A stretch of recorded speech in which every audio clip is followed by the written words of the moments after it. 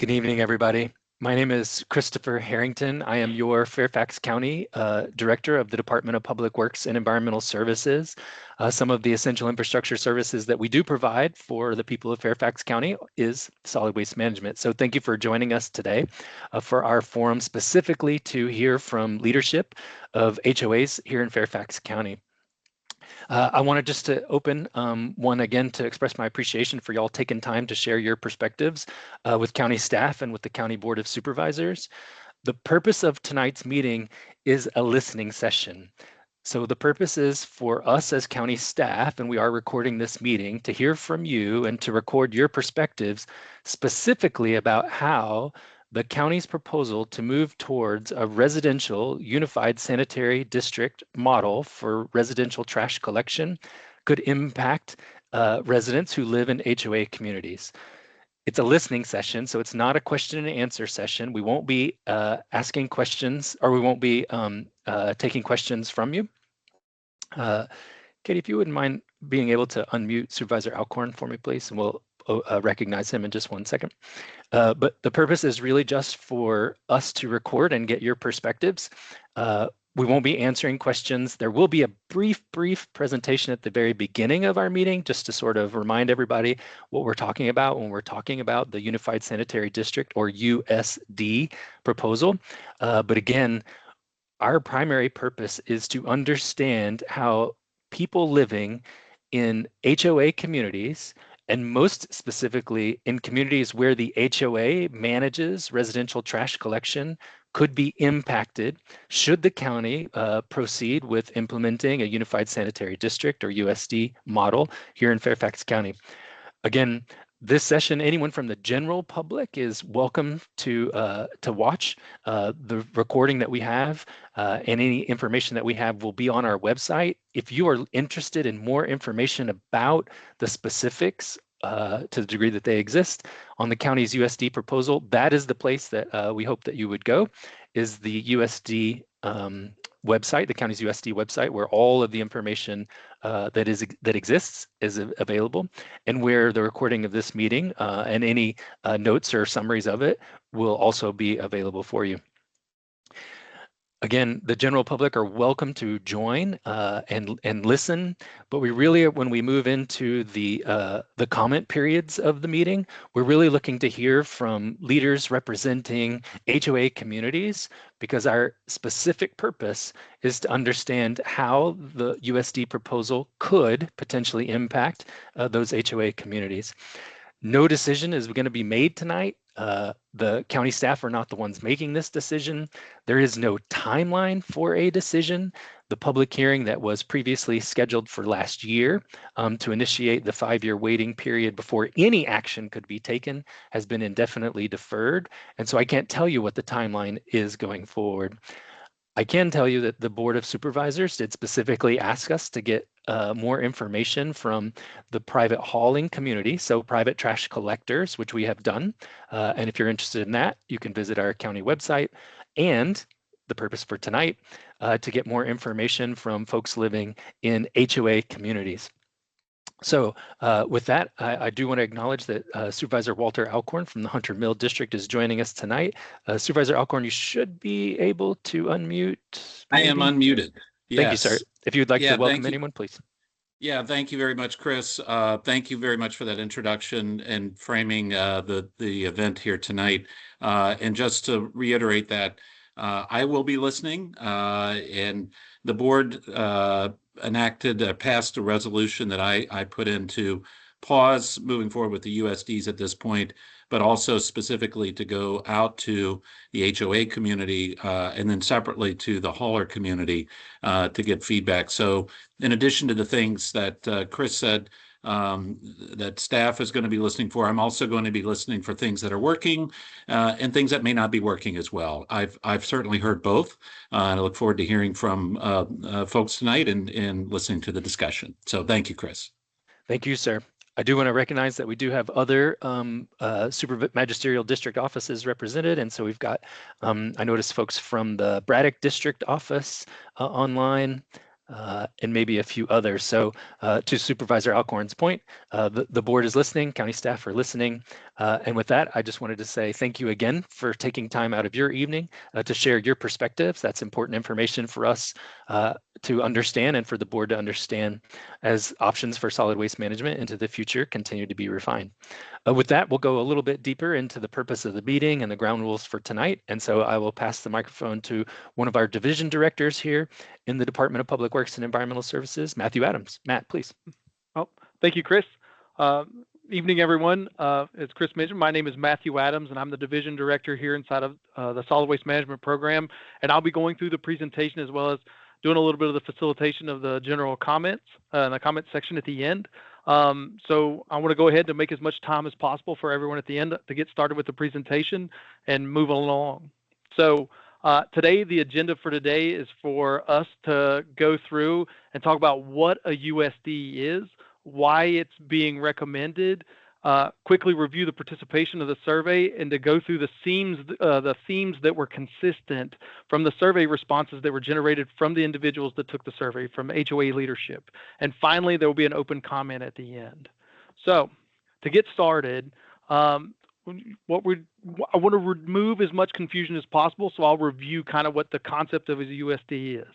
So a Unified Sanitation District, or a USD, is a created district that includes all single-family residential customers, including townhomes, in a defined area that would receive trash service under contracts administered by the county.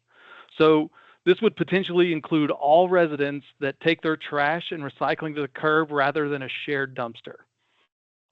So then those contracts that I just talked about that would be administered by the county would be competitively procured, and they would be managed in an open and transparent way with multiple private trash collectors that would exclusively pick up waste in an area.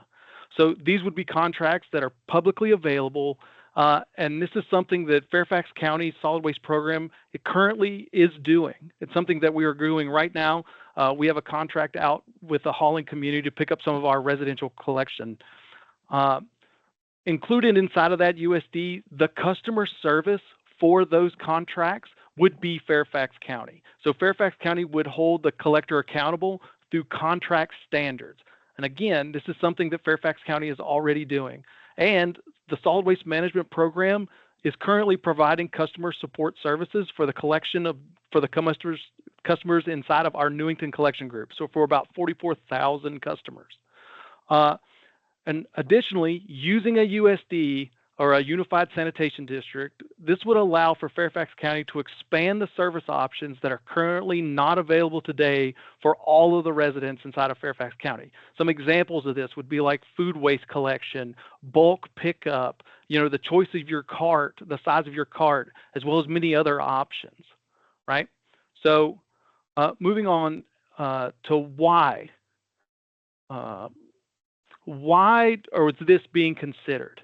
So to be very clear, without a USD, or without a Unified Sanitation District, the county does not have the authority to limit the number of private haulers operating inside of a community, inside of an area. So there's no way for us to limit those trash trucks entering into the same neighborhood. Additionally, Fairfax County does not have the authority to implement price caps or price controls in any way for the private industry. So we cannot, regulate trash collection pricing. And finally, without this authority, we do not have the ability to achieve the community's sustainability goals for residential service. So we do not have the necessary authority to meet the waste diversion goals set by the board's community-wide climate and energy action plan, so CCAP. We just do not have that ability for residential collection.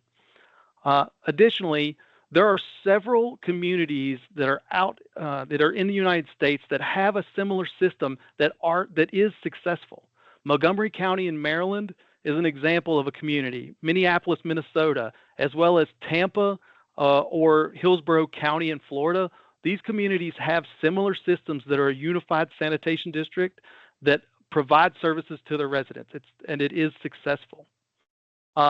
And one more thing that I want to make sure that it is very important for me to, to get across to the community here is that USDs or Unified Sanitation Districts can only be started with a board vote and implemented after a 5-year waiting period required by Virginia law. So, with that 5-year period, at any point, the county can decide to change course and either modify the planning effort or to stop that process together. So there is no requirement to continue the process that once it's started. So, all right. So let's see here. So I want to move into, now that we went through this brief intro about USDs, let's talk about the survey. So I want to start by reviewing the participation data of the survey. So the survey was sent out on January 5th and ended on January 26th. It was sent out to all of the HOA contacts and anyone out in the community that we could find that could participate as part of leadership. Inside of that 20-day period, there was about 188 individuals that filled out the survey as a singular HOA representative. So I just want to make it a note that there were several responses that from multiple HOAs that had multiple responses, and there were also individuals that were responding that were not in an HOA and were not in a civic association member. So those responses were removed from the survey data. Now, those responses are still captured and we're still analyzing them, but this is specific to leadership for HOAs like Chris mentioned at the beginning. So we wanted to make sure that we heard from HOAs. So those responses have been pulled out and they'll still be provided to the board, but not represented here today. Okay. So the graph that we just looked at was a distribution of the HOAs that both had trash collection as part of their HOA fees, as well as those that do not. Something that's pretty clear from the graph is there was a 50-50 split approximately. So there was good representation both from HOAs that had members that paid for trash collection as well as that did it themselves. Now, moving to the second graph, the second graph shows that there were HOAs that participated in both small, medium, and large HOAs. So we had representation from anywhere between 0 and 50 and over 500. So there's a good general cross-section of representation from HOAs of both big and small. And then on the third graph, the one that's coming up, I wanted to make it a note that there was representation across all of the supervisor districts. So there was HOAs in every district that participated from Drainsville all the way to Mount Vernon. So I think that this is a good representation of kind of how HOAs and their responses. So that's the participation part. All right. So the first survey response, I want to move right into survey responses. So we had asked the question essentially is, what do you think works well in our current system? And once we went through and looked through all the 188 responses, some themes that were pretty consistent that kept showing up, things that we heard several times over and over again, and those were around choice. So people like the idea, HOAs and individuals that took the survey like the idea that they have the ability to shop around for the services looking for the most affordable price. And they also like the idea that if you were unhappy with the one collector you had, that they had the opportunity to choose another collector. That was a theme that we consistently heard. And again, competition was something we talked about, or that was mentioned several times. And the belief that the competition keeps prices low and service quality high. Services, that some of the services that, they like the reliability and the responsiveness to issues, and that some individuals or some communities mentioned that they had a dedicated customer service rep for their community inside of a collector. So for some large HOAs, they talked about how they have a person they call to address issues in the community directly with the collector.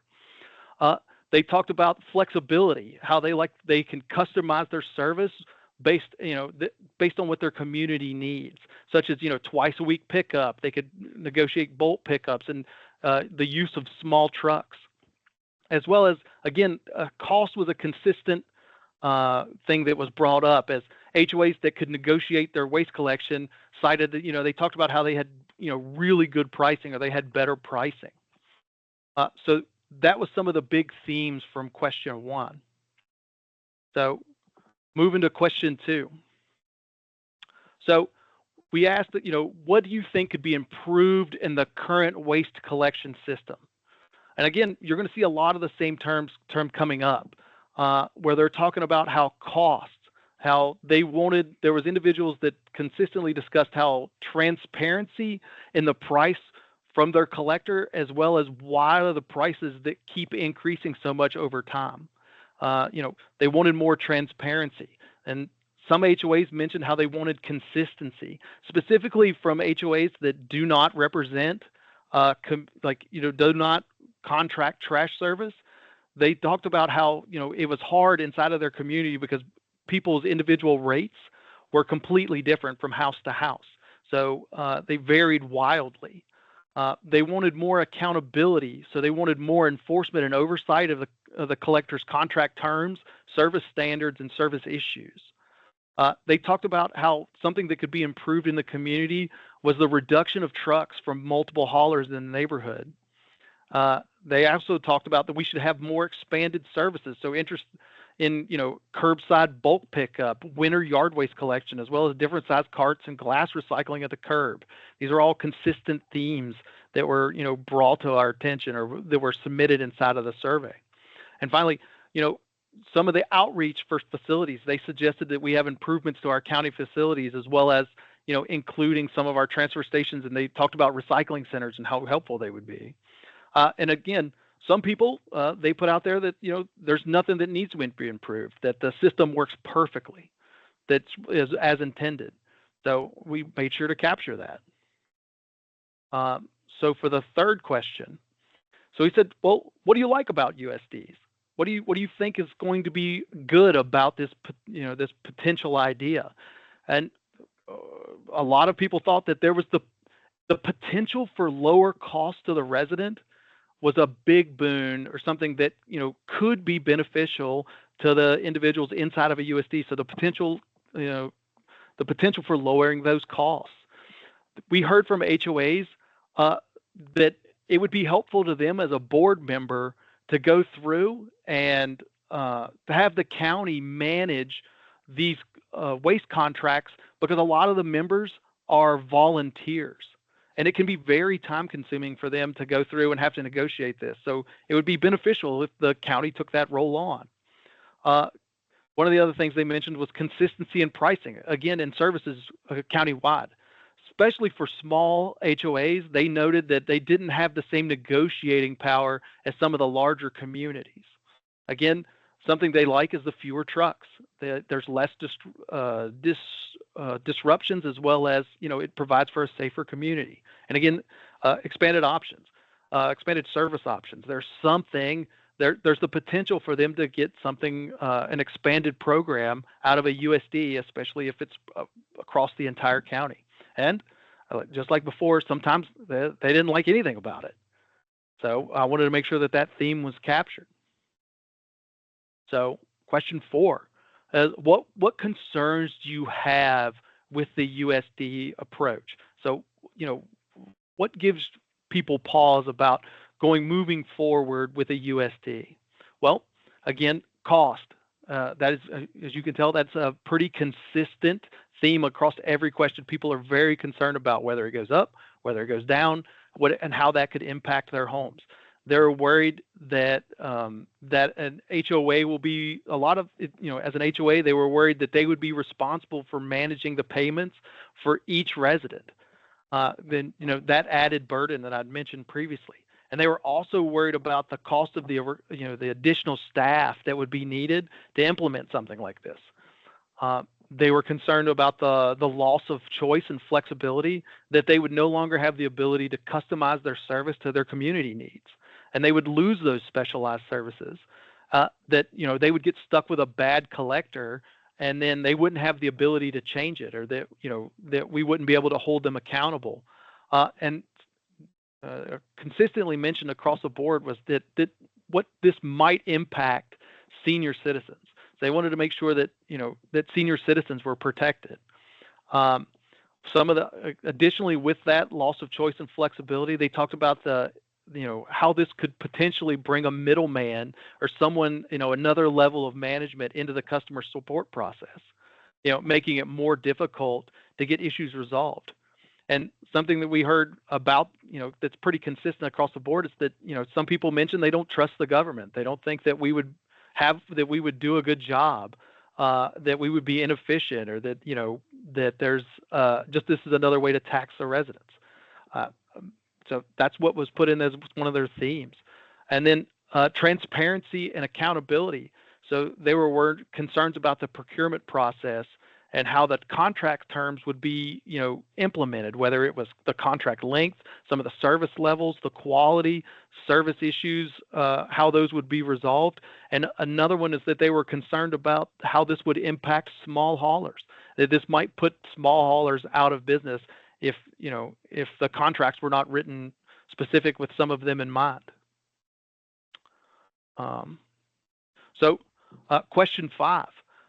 We asked them, what are some things that we could do as a county to help mitigate those concerns for the USD proposal? And some of them, there were some responses around that, just to not move forward with it. But, some people thought that it was a good idea to add a mechanism at which to voluntarily opt in, or on the flip side, or on the other side, to allow for an exemptions to opt out. So to give people the choice to do either which way. They asked for us to do more communication with HOAs during the plan development phase. So, solicit HOAs for input on the plan, kind of like we're doing now and conducting surveys along with implementation, mirroring kind of this idea that we're doing now to hear from the collector community. They asked to help us guarantee the cost. So guarantee that rates won't go up, guarantee that, that even with a lower rate, we'll get better service. They would ask us to provide a cost breakouts, as well as, have residents inside of an HOA pay the bills for service, not the HOA. They talked about using existing HOA contracts as a template, and to make sure that we add strong provisions for collector compliance and accountability. So these are opportunities for makes opportunities for small collectors to participate and overall provide third-party oversight.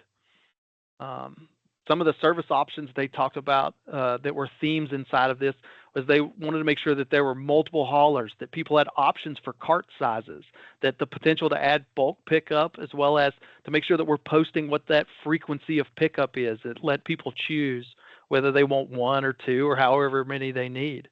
And then to provide an in-depth cost analysis on what that looks like. And then they'd mentioned a couple of times to provide examples of where USDs have been implemented and that were successful. In the customer service section, they talked about, a dedicated customer service portal to record, track, and resolve issues. So to make sure that they had a direct line of communication from them to whoever holds the collectors responsible, and that way they can track where their progress is. And then when it comes to a transition plan, is to make sure that when they implement this mechanism, or when we're starting to transition towards HOAs, if we elect towards a USD, that, have a plan together so that we can follow the plan, so the community can follow along with it, as well as having an exit strategy. So in case it doesn't go well, if we don't move forward, there needs to be a strategy or a plan out that's on the street so that people can, follow the plan. All right. So then question 6. So question 6 was, what questions do you have about the proposed USD approach, right? So there was a lot of questions.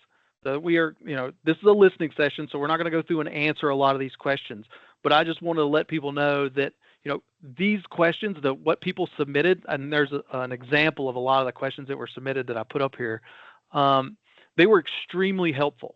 So these are questions that we're going to go through and add any ones that are missing onto the website.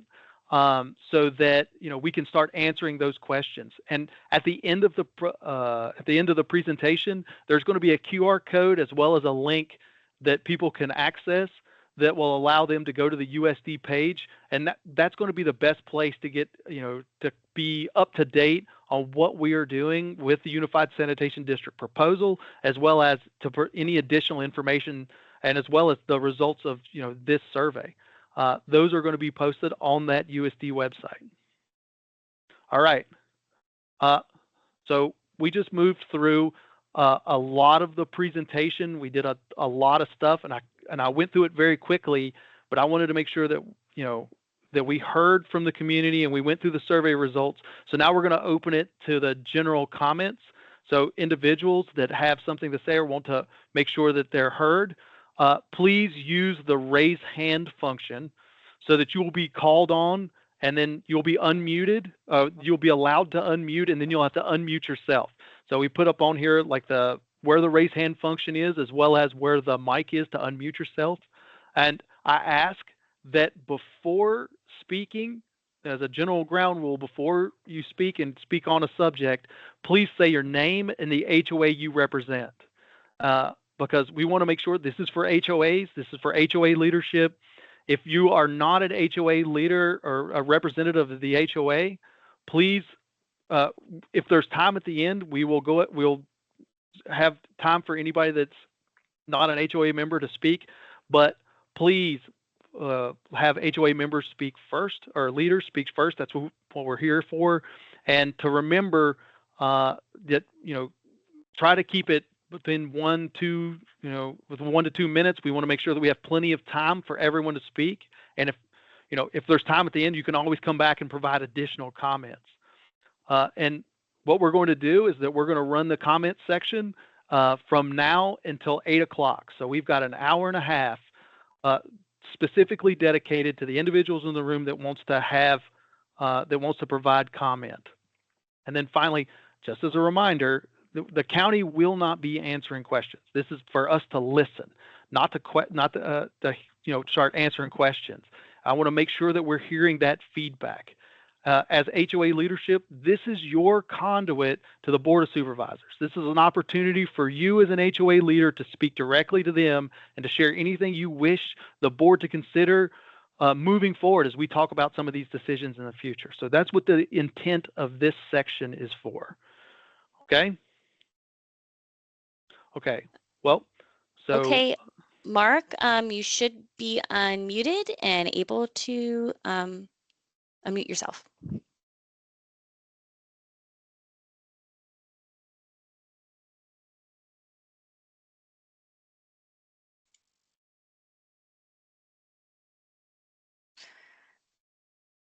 And I know Teams is not everyone's, not everybody's familiar with Teams. I will make it so that you can unmute yourself, and you should be able to click on the mic. There we go. Okay. There Wonderful. we go. Mark, we can hear you. Thank you. Okay. I'm with the Civic Association, so I'll stand aside.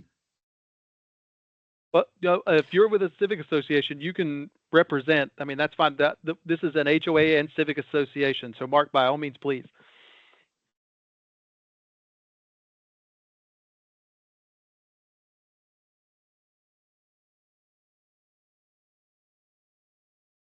Why is that? Oh, there you go. Mark, we can hear you. Shall I repeat what I just said? Yes, sir.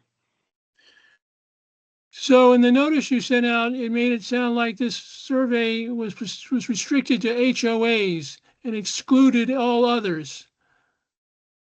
Was that not the case?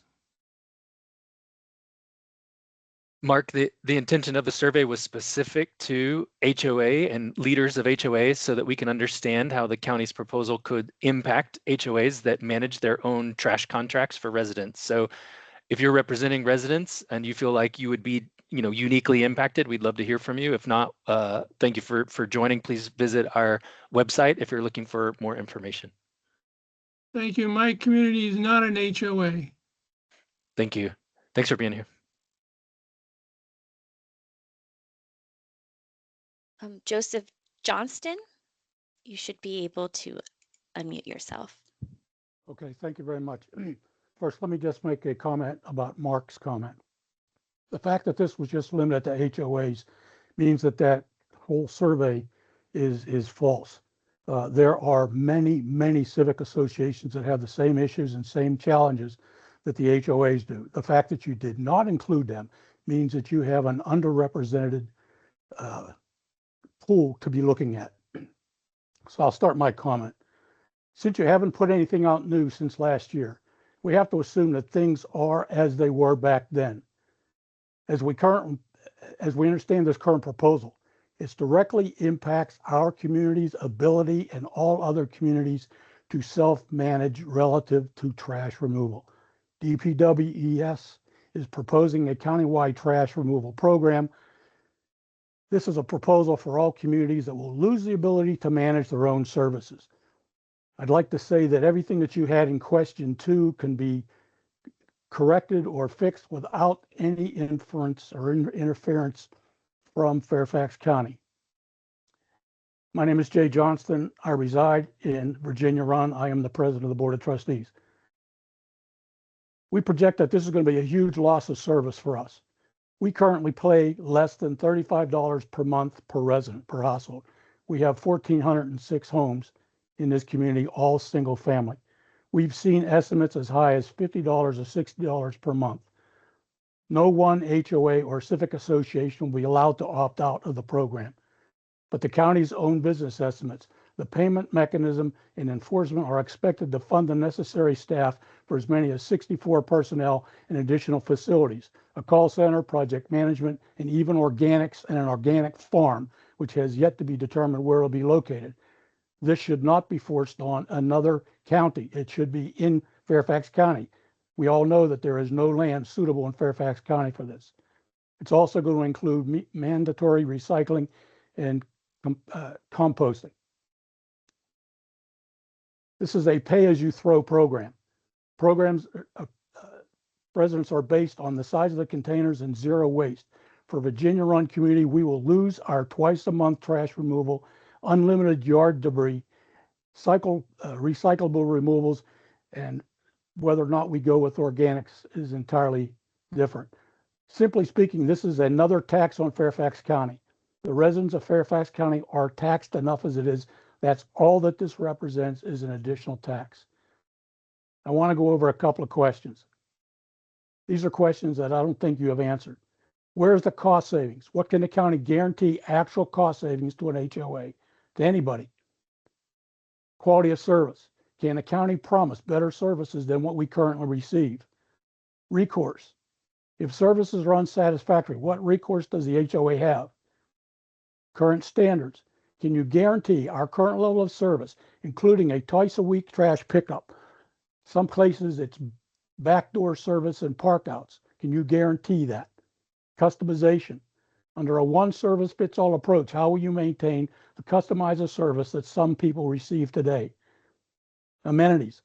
Our contractors provide service pools, tot lots, community centers. How will you guarantee that that won't change? Direct access. Some of us have direct access to a dedicated representative for the trash company. How are you going to do that with a call center? Community benefits. Our contractor sponsors events, provide temporary cans, support our swim teams. What other benefits will you be able to provide us with? Equipment choices. Some organizations need smaller trucks to get inside the community. How will the county accommodate these smaller trucks? Will they even have the smaller trucks? Flexibility. Town hall meetings mention custom services, but details are very unclear. How can you guarantee flexibility under the USD? There are a lot of unanswered questions. I have more to go on. What I will say is that our service is provided by a very reputable dealer. That vendor is a small business. Fairfax County considers itself small business friendly. This is not a small business approach. The current position was that you would have 4 major contractors come in and remove debris from the homes and trash removal from the homes.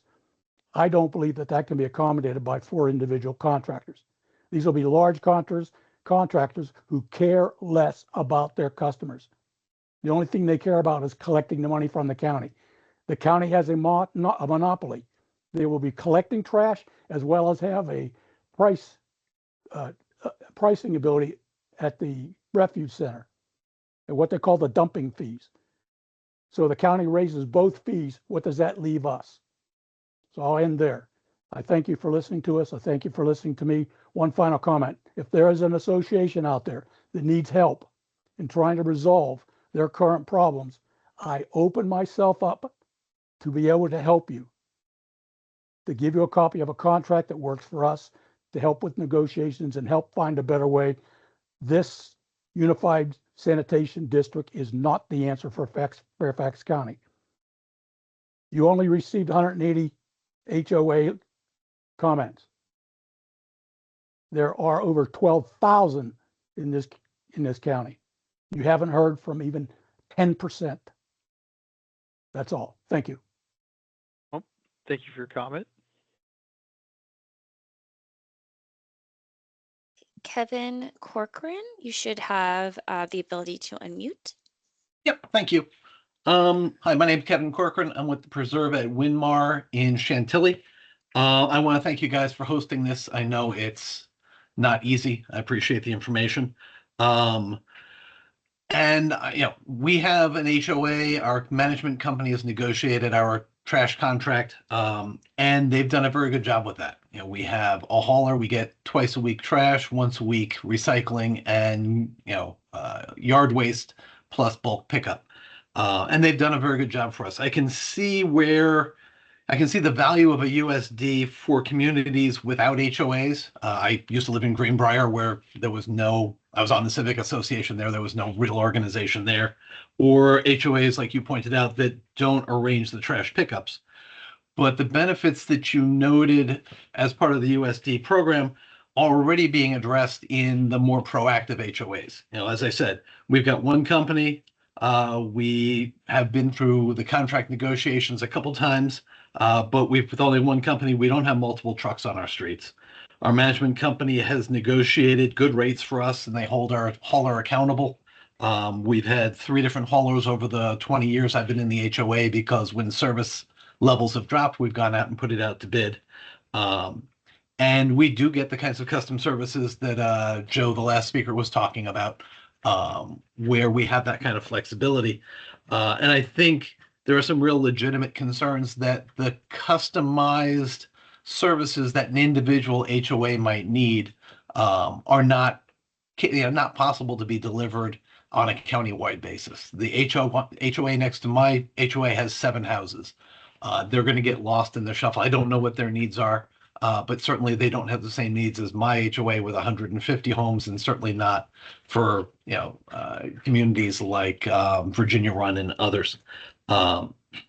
So I think an ideal situation would be to allow communities to opt out if they've got an HOA with an existing, that has an existing trash relationship.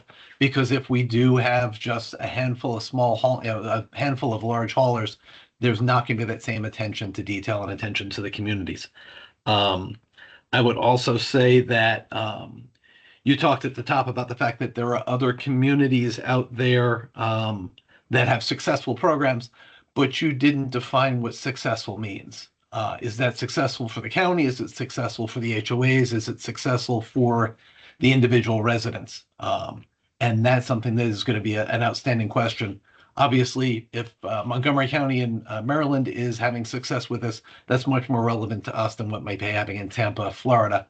But I would want to get a better understanding of what success really looks like. And then finally, on the cost structure, right now we're paying $31.35 per month per household.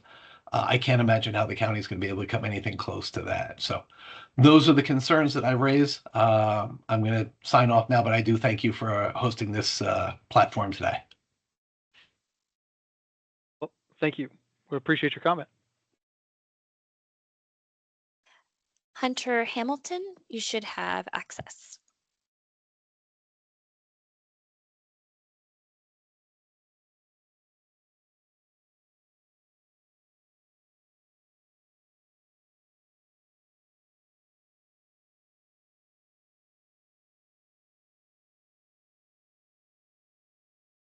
So Hunter, can you unmute yourself?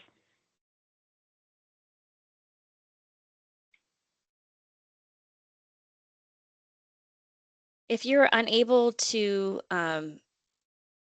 get the mic to work right now, I'll leave you with the access to unmute, and we'll move on to Aja. You should be able to unmute yourself.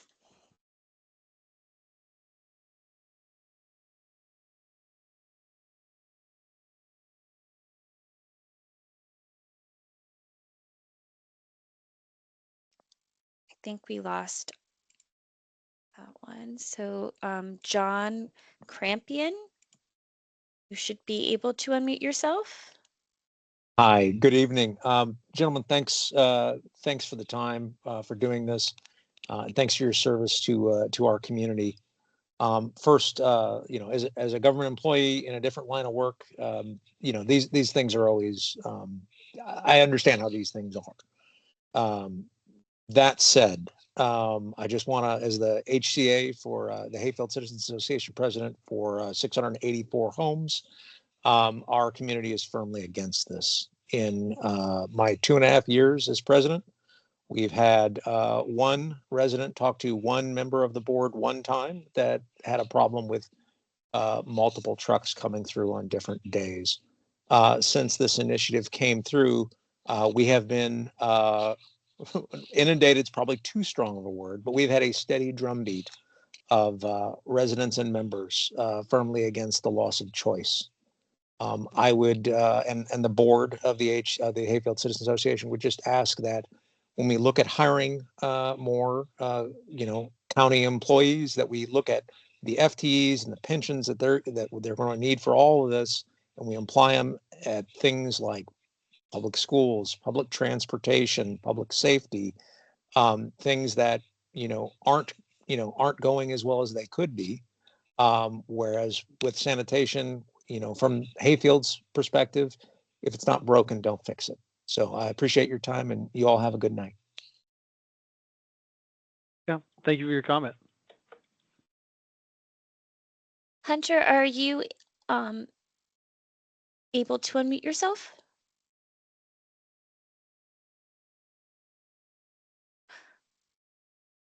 I'll leave your mic enabled. And Jessica Barrett, you should be able to unmute yourself. Yes. Hi, can you hear me? Yes. Wonderful.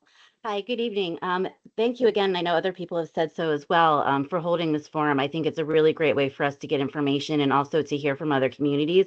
I don't think there's ever a time when other HOA presidents can come together and talk to other HOA presidents or listen to what they have to say. So that's really, really neat. So our HOA is Clifton Towns. We're in Centerville, and we are very small, just like some of the others. I think Kevin Corcoran was saying he has 150 homes. We have 159. And so as a smaller HOA, being able to bargain and being able to, have any sort of bargaining power is really, the only way that we get that is by having our contracts go to bid. Nobody cares if they lose our contract if they have poor customer service, because we're 159 homes. If we were 2,000 homes, then, we'd have some power to do that bargaining and to get better service or better customer service. That being said, we've been through 4 of the larger trash haulers in the last 12 years. And we finally managed to settle on one of the newer small business haulers. And we have been pleased as you could possibly be. We have done a lot of negotiating and talking back and forth with customer service representatives from other larger haulers, and we get absolutely nowhere.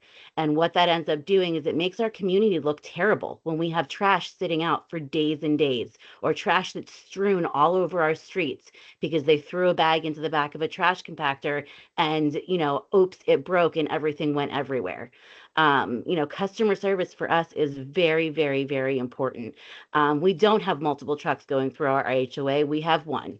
You know, and our frequency of pickup is something that, you know, is important to us, and we were able to negotiate within a contract when we have changed contract with other haulers.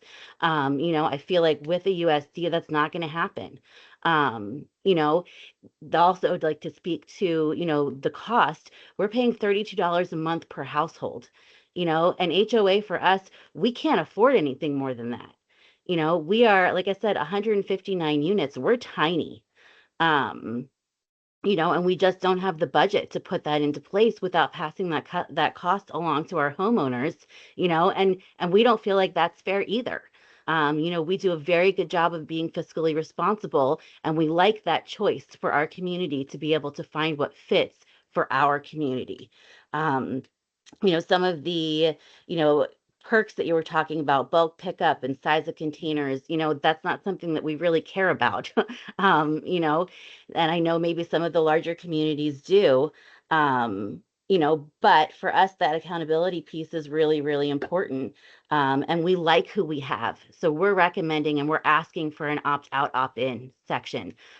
We don't have the ability, even with multiple customer service complaints, to bargain like a larger HOA would be able to bargain. We're going to get lost, as are a lot of the other smaller HOAs. So we're asking, like I said, for some sort of opt-in, opt-out, you know, provision, especially for the smaller communities. You know, we also, one of the questions that I've been asked to bring is, you know, the county is currently in a sort of budget shortfall, I believe, you know, and having financial and fiscal issues. Where is the money going to come from for the extra customer service, you know, representatives who are supposedly going to be handling all of this for us? You know, who's going to negotiate those contracts, and do we have any input in negotiating those contracts? Again, as a small HOA, we're just going to get lost. So thank you for giving me the opportunity to speak for our small community. I very much appreciate it. Yeah, we appreciate your comment. FNE, you should have the ability to unmute.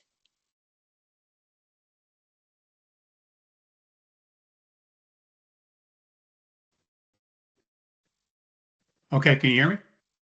Yes, we can hear you. Yeah, a little tricky on the mouse. Okay, hi.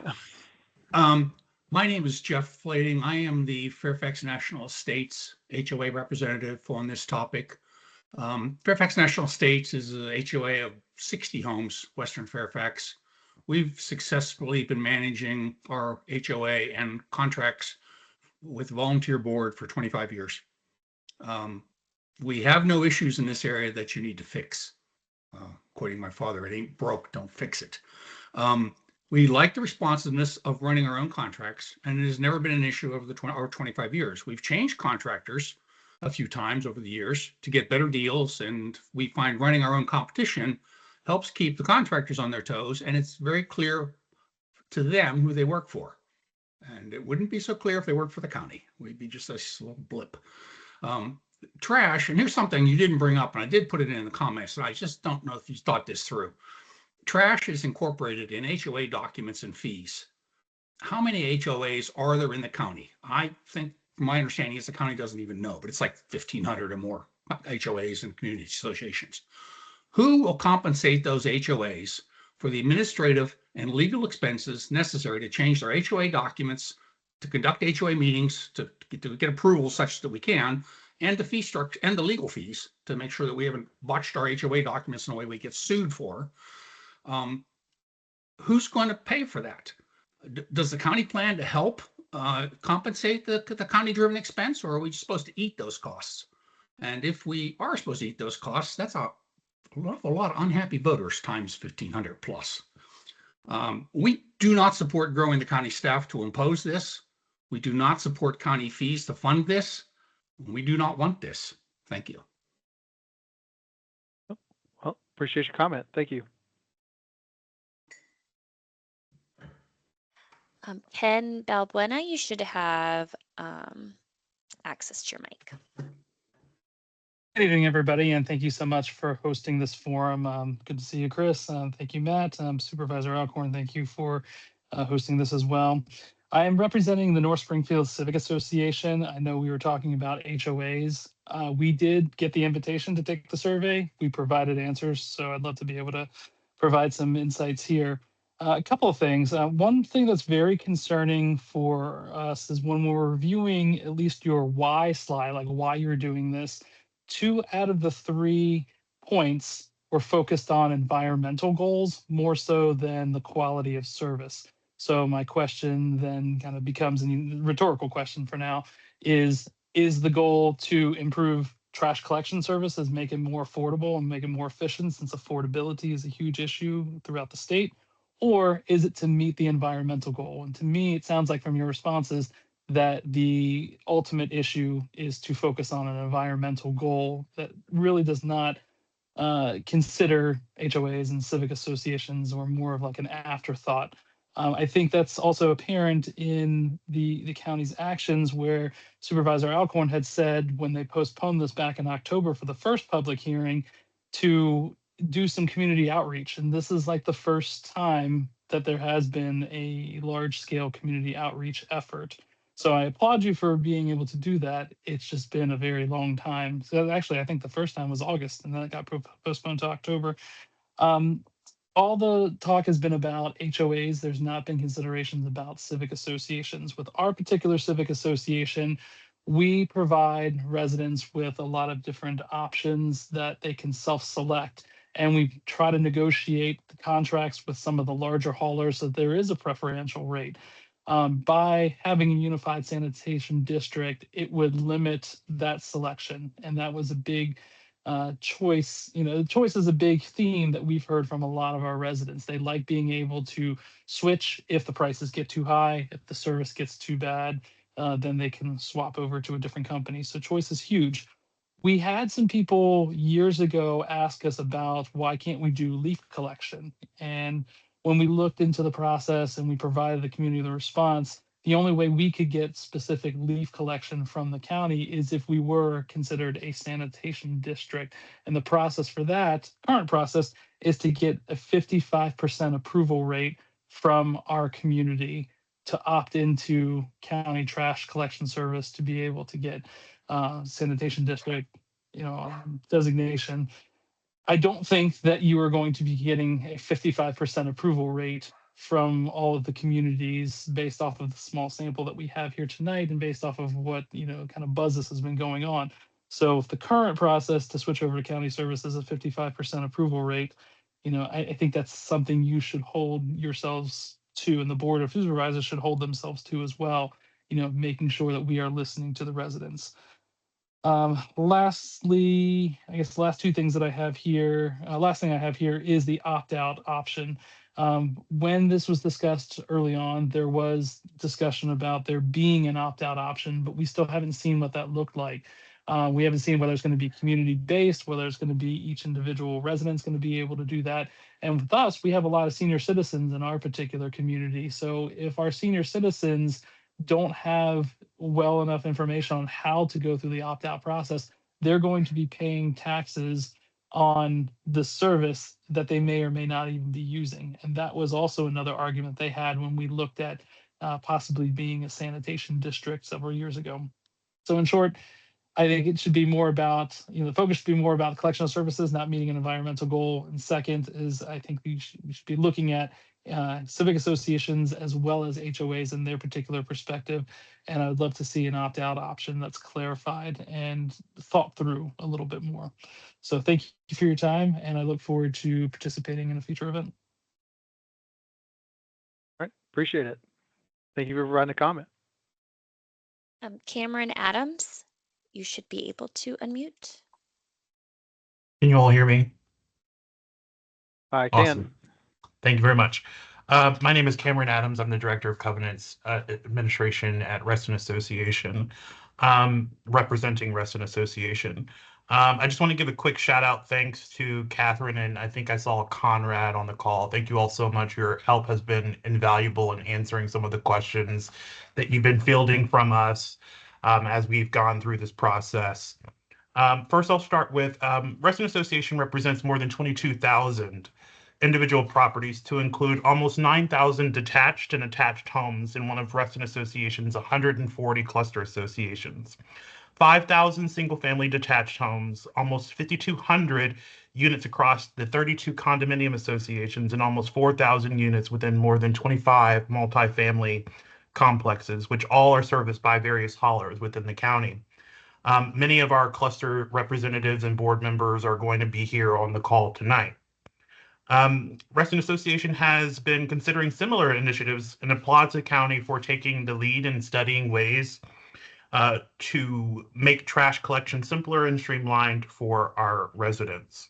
One of the things that we would like to mention for sure is that Reston Association conducted a survey analysis of contracts and services provided throughout our community with more than 300 individual responses from single-family detached homeowners and more than 50 cluster associations having responded to that survey.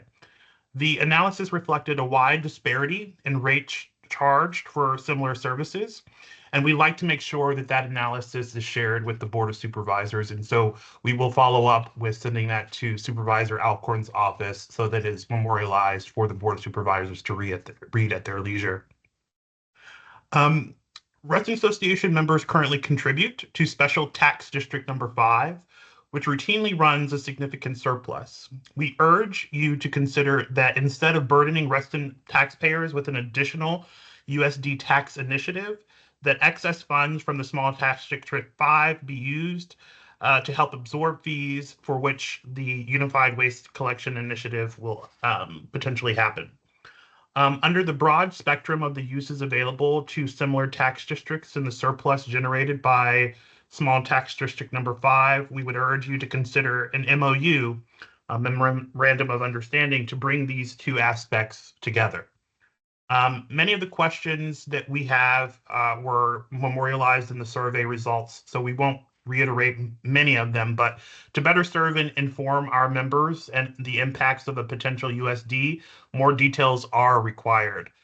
Some of those details should include 1, phases and locations of potential USD areas, 2, clarification of single-family homes, attached, multifamily, condominium eligibility. What is the impact to community associations which are under contract with an existing hauler? 4, is service voluntary or required if a property is within a designated USD? And 5, the associated cost if they are not absorbed or supplemented via the Special Tax District 5 for Reston Association members. Thank you. Thank you for your comment.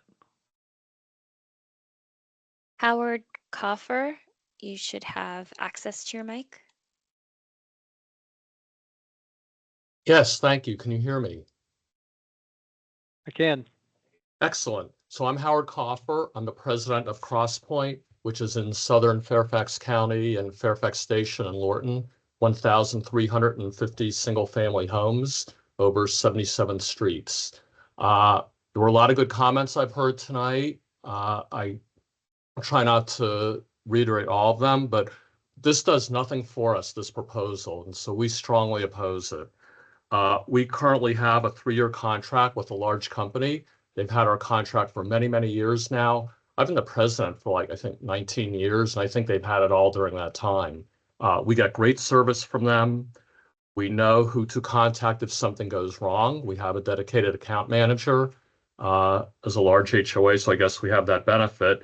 Our community manager does a good job overseeing the contract. They were here today on time picking up trash despite our kind of snowy covered roads still, unfortunately.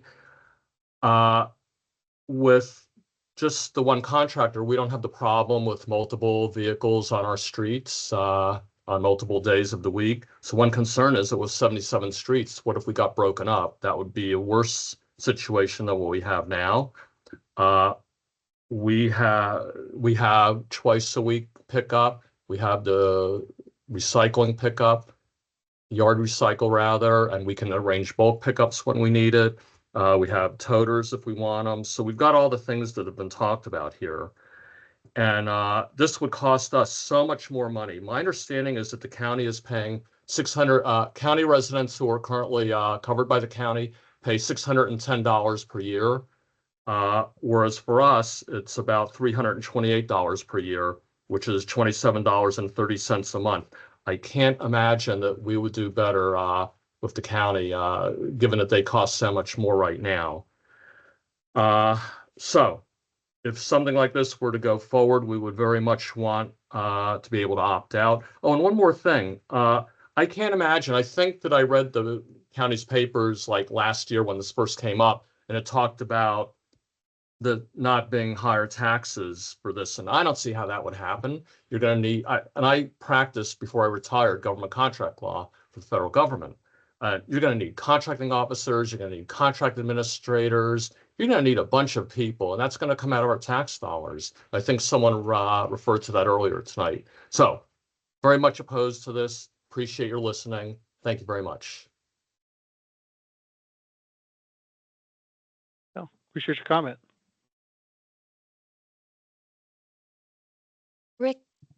Rick Jacobson, you should be able to unmute. Hi, this is Donna Jacobson. I'm on my husband's computer tonight. So I represent Lafayette Village Community Association, and we have 294 townhouses and 21 detached houses. We are very happy with our trash situation the way it is at this point in time, and do not want to be a part of a USD. One of the things that larger HOAs really do well is handle the trash recycling and yard waste pickups.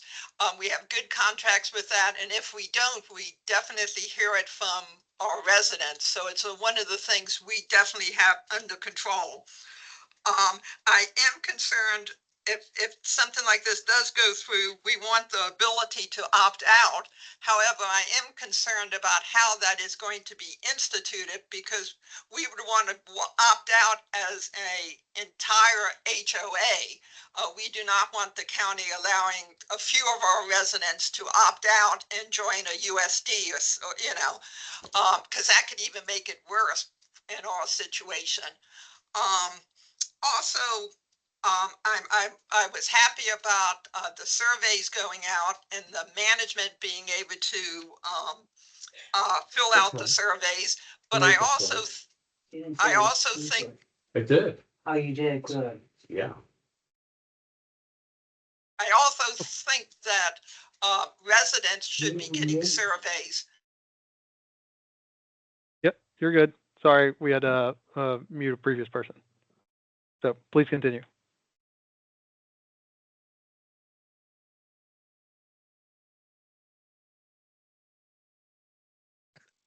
I think we lost her inadvertently.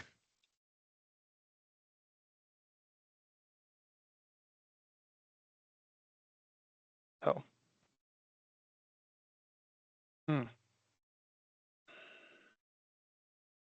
Oh, I think she might need to be unmuted, Katie. Yes, I'm trying to. Sorry. My fault. I'm trying to fix this.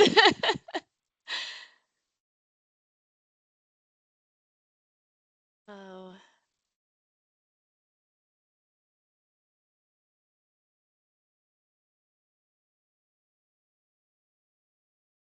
Apologies, everyone, for some minor technical difficulty on our end. We'll get back going in just 1 second. Oh, she should be able to she should be able to, because it was Rick Jacobson, correct? Yes. Yeah. Sorry. Oh. Apologies about that. That was There we we seem to have had a bit of a technical malfunction. My apologies. You heard it, didn't hear it, but what I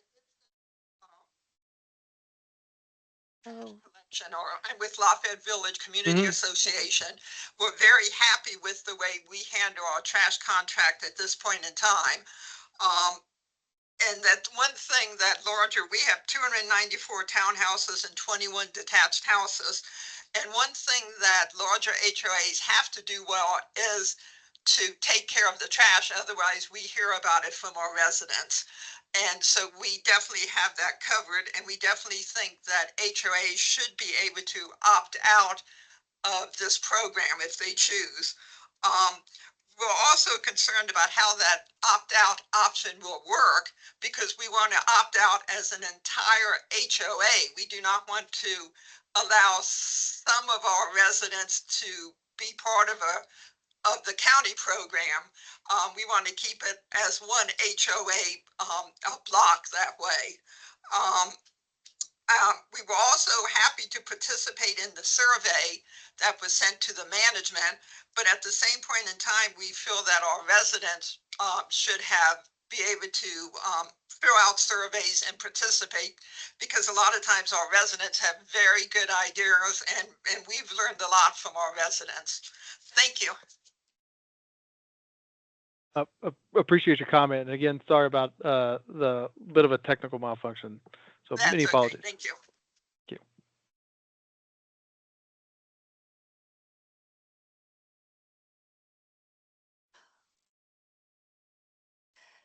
Brooke Pearson, you should be able to unmute yourself. Hi, thank you. Can you hear me? Yeah. Okay. Yeah. So first, like everybody, I would like to thank you for giving us the opportunity to come here and talk. We were not a community that was contacted, and I'm still not clear if this actually even applies to us. We are a unit owner association, so I'm the president of the Sycamores at Van Doren Condominium Association. I was told the criteria is curbside pickup, and we have curbside pickup. So I am assuming it applies to us. And like everyone, have concerns that a lot of people thought this either didn't apply to them or just didn't even know anything about it. So I only heard from a resident who let us know that this was going on. And so last week was the first that I had even heard about any of this. So like everybody, I'm a little concerned that there are a lot of people who are potentially affected by this who know nothing about it and haven't had a chance to voice any of their issues. Like a lot of other people, we are a fairly small community, so we have 172 units in 8 buildings. We are a condominium, so we have multi-floor units. And so one of the concerns that we had was that we would be told that we had to use trash cans.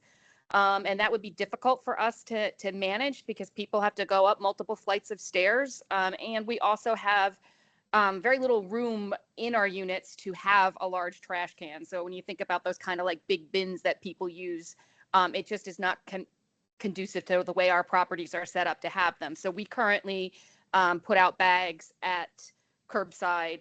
We have pickup 3 times a week and then a 4th night for recycling. And that includes bulk pickup as well.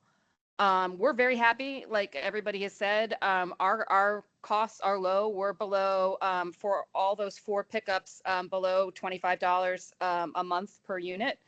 And so we're very happy with that service. And like everybody says, they are very responsive.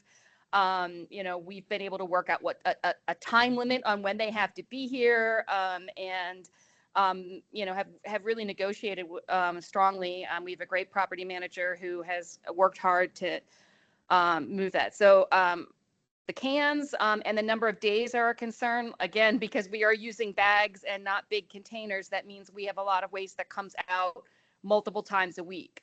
So like going down to 1 or 2 days a week would also be hard for our community because we just don't have anywhere to store large amounts of trash within our units. I also, you know, just in listening to what people are talking about, you know, I've heard people say they want the option to opt out. My question would be if this is being paid for out of taxes, which some people have also suggested, there wouldn't be a way to opt out. So just bringing that up as people talk about using taxes as a way, as a potential way to pay for this. So again, we would strongly be opposed to this. We're happy with our current trash system. If we could opt out, I guess that potentially would have less of an impact, though it could potentially limit the trash haulers that are around. If you reduce the size of the market, there might be less competition for us to choose from. So that would still be a concern.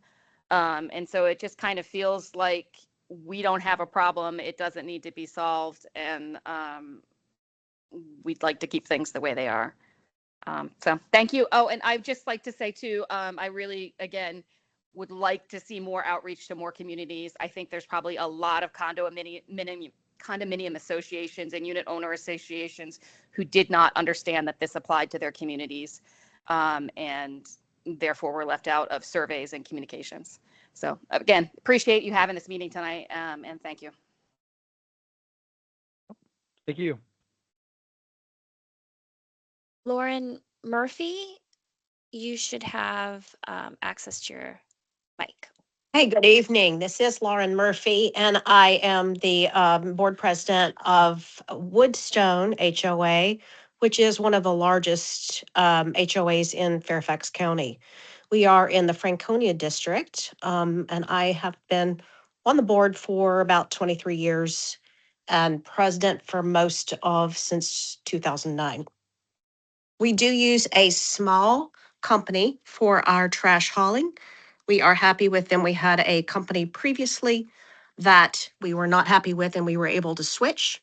We have 2 times a week trash pickup, and we also have, of course, recycling and landscape debris. All of that comes at a cost for us of $18.73 a month, and that is 2 times trash pickup, not once a week. I will also note that Woodstone had recovery trash pickup this past week on Friday. Supervisor Lusk's office mentioned that there was recovery trash pickup for the county yesterday. So we were ahead of the county in being able to provide the trash pickup to our community. We do oppose the USD. We have been tracking this since April of last year. And we are very happy with what the small business we have, and we support them. And I do need to jump off and run an HOA board meeting. So thank you for having me. Thank you for coming and participating. Appreciate it.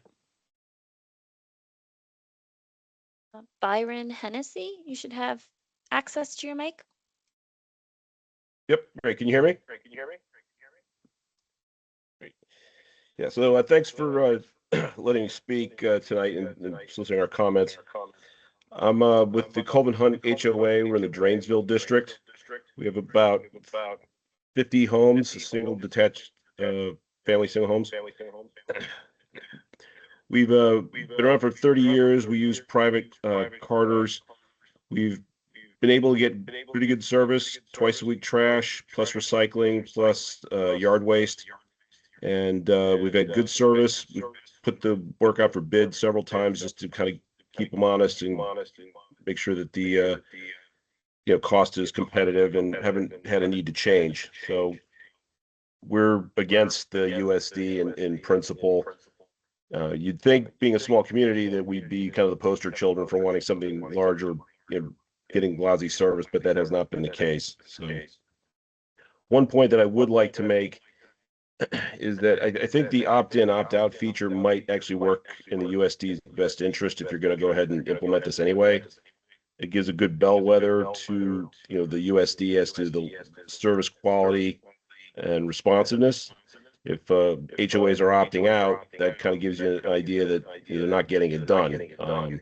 So it might be a good way to kind of independently verify whether or not people are happy with the service and whether the carters are getting it done. So, thank you again for your time, and have a good night. Appreciate it. Thank you. I want to pause for a moment and see if Hunter H is on. Unfortunately, I think we're having some technical difficulties and I cannot see every participant here. He does say he's on with a hand raised.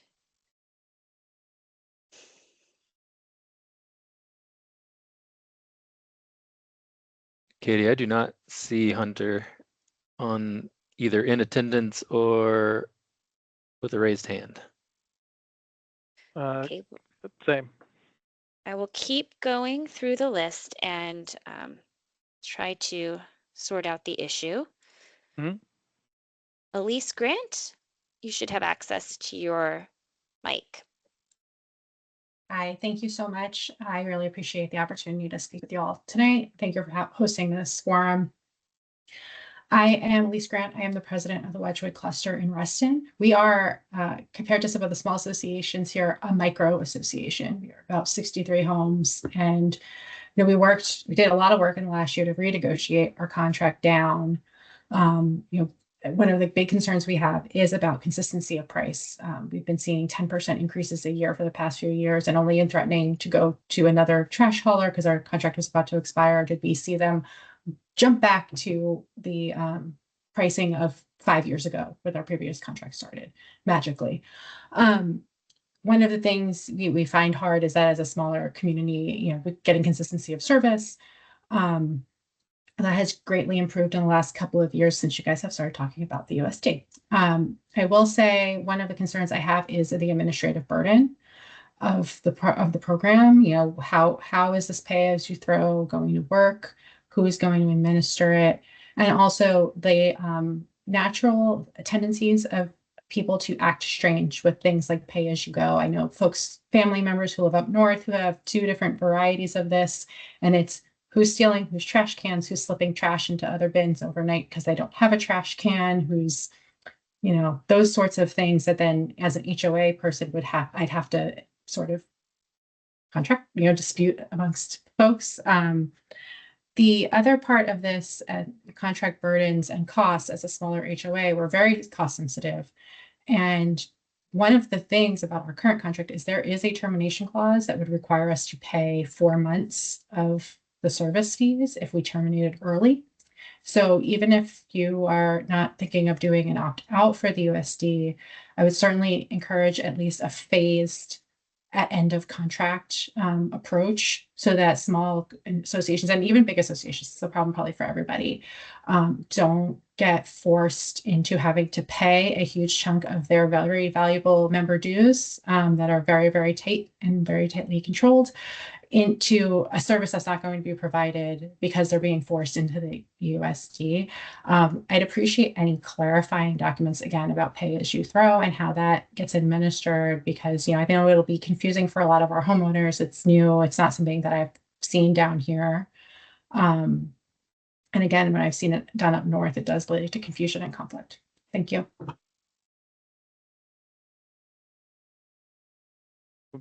Appreciate that comment. Thank you. Sean Ensley, you Yes. should have access. Can you hear me? Yes, Sean. Okay. My name's Sean Ensley. I'm the vice president of the Reston Citizens Association. We cover residents that are also in Reston Association, but also those that aren't. Back in August of 2025, I prepared a paper that was 6 pages long that outlined 18 objections to the USD proposal, and I updated that paper on February 3rd, and I provided that paper to Supervisor Alcorn. I don't intend to go over all 18 of my objections, but I'm going to cover some of them as follows. First of all, there are 4 unprovable assumptions that the county staff's made. The one size fits all, fewer trucks collecting waste, cost savings to residents, which you've heard probably won't occur, and then expanded services. My paper outlines in a lot more depth what those are. My paper covers 3 other areas, which are costs. First of all, you've already talked about that you're going to need at least 24 new employees. But one of the things you haven't talked about is what about all the support costs?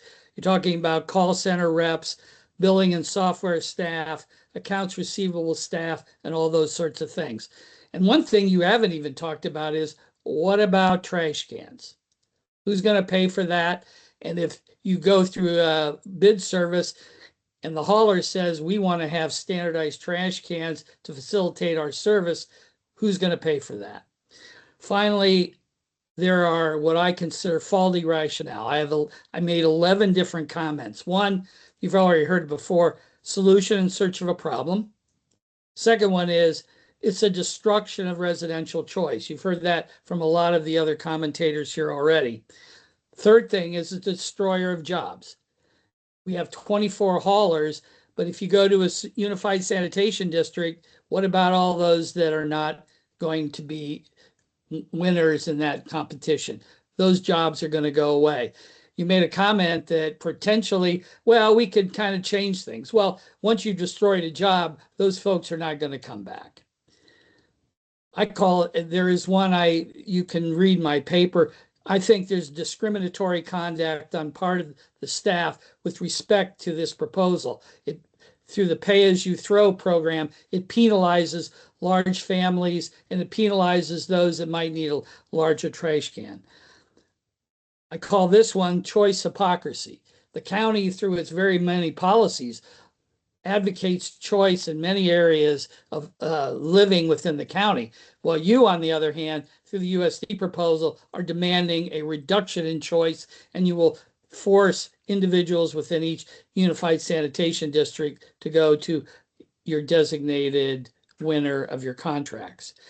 I think this is even more important. It's a departure from core competency. At what point does the county actually get and have competence in picking trash on? You say, well, you know, police and fire, you can't hire enough of, but now you're going to move into a group of competencies that you clearly, through your small segment of collecting, that's all that you are doing. So I think you're moving into a competency that you don't have experience in. I think there have been unethical representations in your Q&As, and you can read in my paper exactly what I detail, and I'm not going into it here. It's going to be a disruption of service. I mean, even in the 5-year period, smaller haulers are going to choose to leave. They're not going to wait around. I mean, they have businesses to run and other things to do. And in that 5-year period, you're going to see a disruption in service. The last thing is, I think you will be interfering with long-term contracts, and potentially individual HOAs and communities will have a cause of action against the county for interference through that 5-year period. Finally, you've heard this before, it's a socialized option. At what point does the county, through its limited number of employees, have the knowledge, experience, and wisdom to make selections that literally hundreds of HOAs make on their own every single day for their own satisfaction? And then finally, I think the pay-as-you-throw, which you've put in to prior Q&As, is discriminatory for many of the people there. On that respect, I do appreciate the opportunity to present these opinions. And as you might suspect, the Reston Citizens Association is opposed to the USD proposal. And as we stated in our response to your survey, nothing can improve this proposal, and it should be dropped. Thank you. Thank you. Yep. I just want to remind folks, we still have 21 people signed up to speak. If you would please keep your comments direct and to the point, and also if you could please make sure that you're focusing on impacts to HOAs and not just general impacts that would be felt to everyone in the county. For your perspective, that would be appreciated. Make sure that we hear for everyone. Thank you all. Katie, you want to go to the next speaker, please? Yes, and I do want to acknowledge we are having some technical difficulties with people who have rejoined and we're just not seeing them. So I apologize to Hunter and Aja, and if anyone else appears to be having challenges, please email me your comments and we'll make sure they're included in the recording. Lee, you should have access to your mic. Yeah, I unmuted it. Can you hear me? Yes, sir. This is Lee Richmond, and I represent the Sycamore Lakes HOA. And it seems like, unlike every other person I've heard talk tonight, our HOA does not have trash collection as a service. So we're in a different situation. The feedback we were getting from some members, though, was, what if we just don't want trash service at all? Because we do have some members who don't have trash service. And that's the only real negative feedback I've heard, from our HOA. And that's basically the only comment I had. Appreciate all the effort you guys are going to. All right. Thank you, Lee. Oh, you're welcome. Appreciate it. Good night. Karen Parlator, you should have access to your mic. Hi. Yeah, hi, can you hear me? Hi, Okay, my name is Karen Parlator and I represent the Edgewater HOA in Burke, Virginia. We are a small community, just under 100 homes. Like many people before us, we've got great trash service. We've negotiated, I think it's around $29 a month for pickup. We get 2 days of trash pickup, 1 day for recycling. So we're happy with our service and don't want that to change. I guess one of my questions I have is you guys talk about opting out, but is that even an option? I mean, it's my understanding you guys are telling folks they can opt out, but will they still be charged a tax if they do? And I've heard kind of behind closed doors, you're saying that's not the case. So there's a little, I'm concerned about that. Obviously this plan threatens small local haulers who've served our neighborhood reliably for years, and it reduces consumer choice by forcing residents into a one-size-fits-all system and, eliminating our ability to choose the services that work best for us. So, the county, I know you guys are claiming it's going to save money, and I know you're looking to add revenues. I don't think this is the best choice to do that. And not in favor, realistically, adding between 20 to 60 new employees to administer this. That raises real concerns about growing bureaucracy and hidden long-term costs. So we're being asked to give up competition, service flexibility, and trusted relationships without clear answers on pricing, service levels, and who actually benefits. So definitely not in favor of it. And I would like to add, in speaking with a coworker who is not in an HOA, he mentioned that he uses a private hauler. He pays $360 a year. His neighbor, who has not yet switched, uses Fairfax County and currently pays $610 a year. So that math is not mathing. That doesn't make sense at all. So it's just really, I think Fairfax County residents deserve better. I hope that we vote no for this. Thank you. Thank you. Bill Baumgartner, you should have access. All right, thank you. I'm Bill Baumgartner. I'm president of the Lake Barcroft Association, homeowners association around Lake Barcroft of just about 1,100 homes.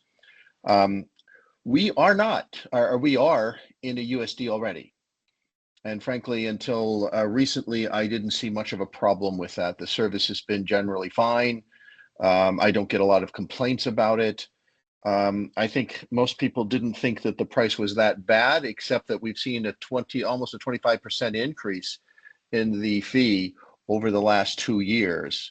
And most people don't notice that since it's bundled with property tax and they aren't aware of that. So I do have some concern. I would have said a year ago that I wouldn't even probably have bothered to get on the forum. Because we don't have a huge problem, and nobody has noticed the cost. I think now that's being noticed. Said that somebody's been to this $610 a year. Would now you probably consider opting out and looking for something given the current cost structure, because with 1,100 homes and some of the cost differentials that I'm hearing tonight, we could actually reduce our other fees and our management of the lake and other things significantly by doing that. That wasn't what I initially thought I would be saying tonight. The main thing I thought I would be saying tonight is you've got one of the big problems with HOAs is that 2 years ago, you decided that USDs would no longer manage anything from a homeowners association property.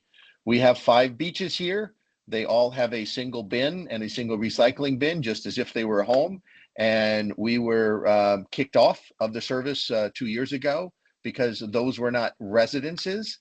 And actually, it's quite a pain to have an additional trash arrangements for that. And I would caution other HOAs that if they don't have firm guarantees that their common properties will be serviced, without having to come up with another contract, I think that's a big hole in the whole USD system. You need to rethink what the definition of single family residence is if you want to attract homeowners associations into this. I do think that there is a capability to manage these contracts well, but there's also capability to do poorly. I'll just look at the leaf collection contracts. This fall, the county did an outstanding job, I think, managing the contract. Fall of 2024, you know exactly what I'm going to say. It was abysmal. We couldn't get answers from anything, any way, no how. We had major safety problems. So it can be done, but and so far, I think from our perspective, the waste contracts have been going well. The pickups seem to be happening, although I'm sure out of 1,100 homes, I've got 10% that would be screaming at me for saying that. But I think in general, it goes well. The one size fits all may also be an interesting issue. Unlike many of the people that would complain if they lost twice a week pickup, I think I would have a revolt if I went to twice a week pickup in my area, because they do not want, I would think they do not want the extra trucks. They wouldn't see the need for it, and they've been doing quite well with once a week pickup for quite some time, and wouldn't want to see the wasted resources and so forth. So it's interesting how people have different perspectives. You have a very diverse county to deal with on all of those items. That's all I have to say. Thank you very much for all of your efforts. And we are obviously price I started with, and that wasn't an issue until I started digging into it, and it's becoming a real big issue, and you've got to have to solve that. Thank you. Thank you. Tatiana Glenny, you should have access. Can you hear me? Yes, we can hear you. I'm Tatiana Glenny. I represent the Stonewall Manor community. We have 413 single-family homes. We are very, very happy with our trash company. We've been I've lived in this community for 30 years. I've never had a problem. Even during COVID, we never had one time that they missed trash collection. That to me, or to us, is a big deal. They are always here. We have one representative. Joe, the first person that spoke and brought all these points, were totally all the points that I have to make. There is a few more items on that list that he put in, but that I would like to mention is we also pay $35, less than $35 per month. We have 1 and 2 times trash pickups per week. That includes recycling and leaf pickup. We have the equipment choices that are, all the trucks can be smaller. For our streets, most of the people park on the side of the street, so big trucks would not be able to go through them. A lot of our residents are also senior citizens, so they prefer the smaller trash cans. They don't want the big trash cans. I personally cannot drag those big trash cans to the curb. So we have a smaller ones with wheels, and we just put those, are easy for us. Those are things that I worry. There are a lot of senior citizens that I help out. Sometimes they get confused with their checks. I go pick them up. We are a good community. We love our neighbors. So the flexibility, all those are very important to us, and we really are very happy. I do think we should work a little bit better for the environment. So I'm not sure how we can help in that sense. I know the county is trying to do that, and to me, I would love to help.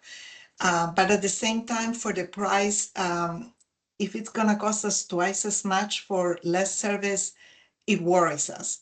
So we are not really totally into the USD right at the moment. But thank you for hosting this.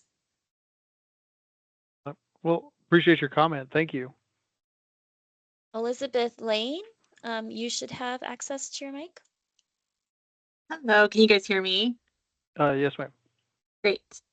First of all, thank you for having us for this forum, and congratulations to everyone on the call for talking about trash for an hour and a half. I'm really impressed with us tonight. So I am representing Cedar Grove Park Association in the Providence District. We are apparently tiny. We're 51 homes, so a little bit of a different situation. We are a self-managed association. So I guess I'm going to go against the grain here and say that on a positive note, this would be tremendous for us from an administration perspective, not having to negotiate contracts. We also have some turnover each year on the board, which can sometimes mean things fall through the cracks, and which has been a nightmare with negotiating contracts with trash, with our trash contracts, because they're not that easy to get out of. So that has not been pleasant for us. I will say though that I was really surprised when I looked at the pricing that you guys had in the FAQs, that our pricing came in under the markets that you guys gave us, and I wasn't aware of what the current pricing was for Fairfax County. We pay about $29 a month per house. So I will tell you that if nothing else, that is the one thing people are going to complain about the loudest, is this all of a sudden there's a tremendous price increase. But you asked, Christopher, about from an HOA perspective. From an HOA perspective, absolutely love not having to deal with this. Super, super wonderful. I do think that choice is something we really appreciate now. And so, however, that could be built in. I know everyone's been talking about like an opt-out option. I don't know what that could possibly look like or how that would impact your economy of scale when negotiating these contracts. But I guess that would be a positive. And I would also encourage you, like a lot of the other representatives have mentioned, and the supplier diversity of who is considered, and including smaller trash haulers. And I would also add fair employment practices. But from our perspective, I would actually say this would be helpful from an administration perspective. Thank you. Appreciate your comment. Thank you. Nathan, you should have access to your mic. Good evening. This is Nathan Robbie. I'm the HOA president for Cressley in the Franconia district. I think we may be the smallest HOA I've heard so far, but we're 39 homes in our district. And really first, I want to thank you for having this forum, obviously as a venue to provide our input and our opinions, and also the survey. So appreciate that opportunity. But the main thing, first off, that I wanted to start with, and I include this in the questions that we submitted, is what is the problem we are trying to solve, or what problem is the county trying to solve in trying to implement this USD approach. So that's really the first thing that I want to say. But from our HOA perspective, we are extremely happy with our arrangement with our small company hauler that we have negotiated contracts with for over 10 years now. So we heard all the costs, and we are out about the same as some of the others that have mentioned, that we're at $28 a month per household for us. So we have negotiated that with our small company hauler. So we are very happy with the service that they provide us, and we don't want to lose that arrangement, to be honest. We are happy with the service we get. We get trash twice a week, recycling, and yard waste pickup. So they're in our neighborhood 4 times a week, and it's usually in the mornings, and they get through and they're done. So we're very happy with that. The customer service as well, very, very satisfied with the customer service and the responsiveness that we get from them. So we're, like many others, worried about the raising costs for our members. Our cost is included in our HOA fee. I've been in the community for 9 years now, and we have not had to raise our HOA fee in that whole time. And I think that was it's been the case for even longer than that. So that is obviously, we have service and cost are our biggest concerns, and we're happy with both right now. And we're worried that if USD is implemented, then that's going to increase the government bureaucracy and responsiveness, and costs that we are mostly concerned with are going to be jeopardized. So we don't see a need to implement the USD approach, and we're happy with what we have. So again, thanks again for the opportunity to provide comments, and have a good evening. Thanks. Appreciate it. Thank you.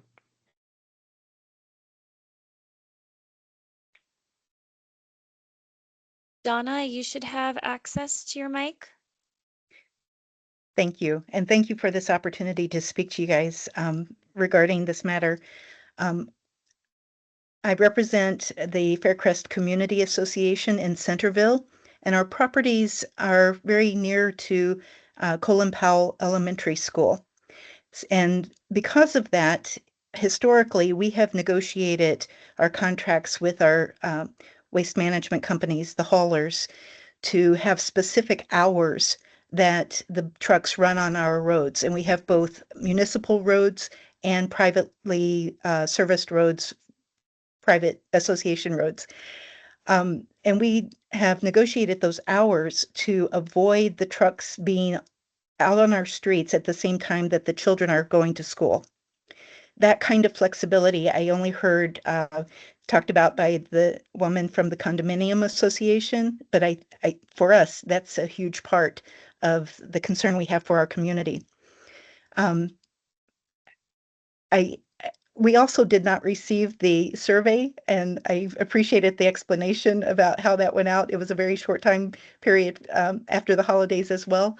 But one thing, as you were doing the presentation at the beginning, that would be helpful to me as we start tracking this and getting information out to our membership would be to see the breakdown of the responses by the basically by the size of the association that responded with those different, I'm sorry, the longer list of bars across the page.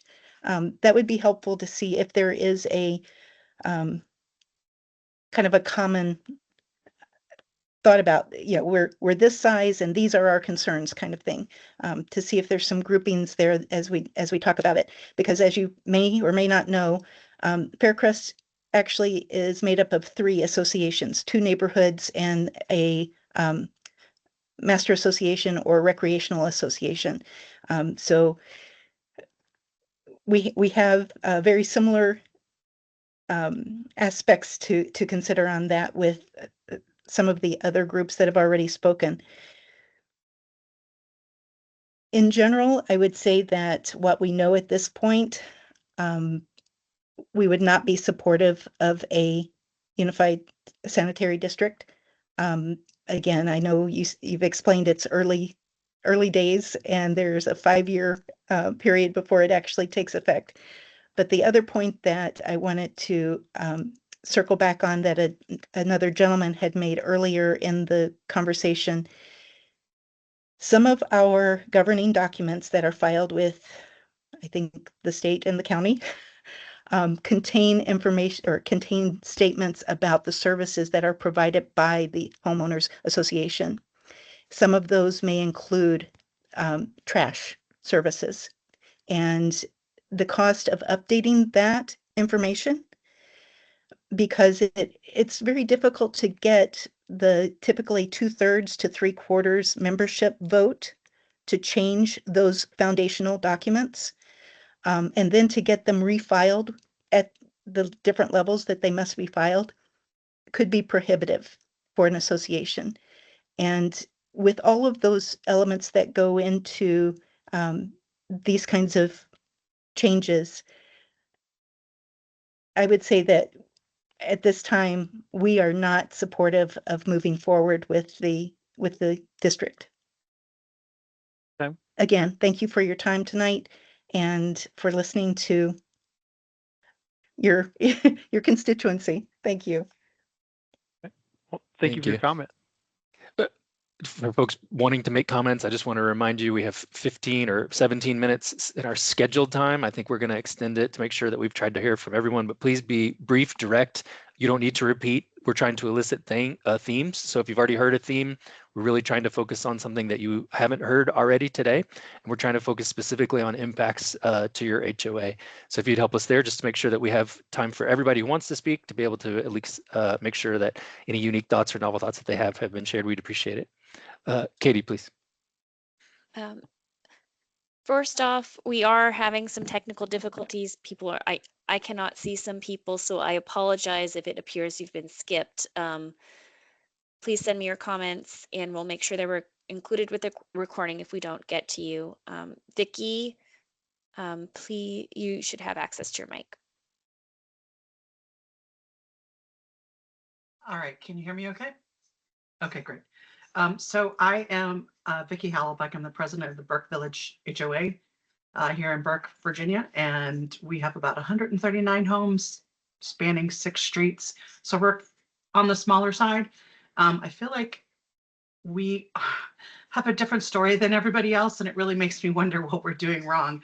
I am not content with our trash service. We constantly have to fight against cost increase. We tried to get out of the contract last year when trash service was abysmal. It was supposed to be 2 times a week, and it was bad. We couldn't get out of the contract because we actually got bids and quotes for another one, but we couldn't, even with our legal, we couldn't get out of the contract. So then they lowered the service to once a week. And so at least the service is now consistent. But once again, this past year when our contract, we were still had another year on the contract, but they were going to raise our rates mid-contract 10%. And I went through the roof. We were able to get them to agree to not do that and put a cap on the percentage that they would increase it if we agreed to sign another 3-year contract. So I just feel like I'm in this perpetual can't get out of this damn contract. Sorry, this darn contract. So I don't know what it is that we're doing wrong, but I will say that since it's gone to once a week pickup for trash and recycling, it has been consistent. Service has been consistent, but I just feel, and we pay about $33, $35 per home. So I don't know. I mean, I've seen the website. I have questions like everybody else, but I definitely feel that somehow, some way we need help with these prices that just seem to be out of control with nobody to like put a cap on it. So I'm not saying yay or nay to this. I need more information. Just wanted to put across what our issues are so that you can understand kind of what some of us are going through. Thank you very much. Really appreciate that comment. Thank you. Aja, you should have access now. I do. Hello, can you hear me? Oh my gosh, I have signed out. I have signed in. I have done this 5,000 times, but all right, I'm glad you can hear me. Thank you so much. My name is Asia Shacker, and I am the president of the Greater Tysons Green Civic Association here in Hunter Mill District. We are about 367 homes, and sort of like Vicki, we have a little bit of a different story. You've asked specifically how this might impact our civic association. What is most notable for us is that we don't have sort of a collective bargaining in our approach to trash, and it is very evident as I've listened to the comments from other people. Our rates vary widely. The standards for pickup vary widely. There was a stretch where prices had gone up to $500 a year or more for some people. And much of this is sneaking increases and fees that increase without any transparency. So as in talking to my constituents, and I've engaged them several times on this, many of their concerns are very similar to the ones that you actually raised that came up in the survey, right? They're concerned about prices and things like that. But one of the themes that I think is worth considering is our community. It's big, but it's also an older community. And we have a lot of folks on fixed incomes. And those are the folks that in particular can't really bear the swings on rates. So thinking about ways that a USD might be able to address folks who are on fixed incomes in particular, either through some sort of county assistance or something else, might be something that could help the folks who are really going to need it.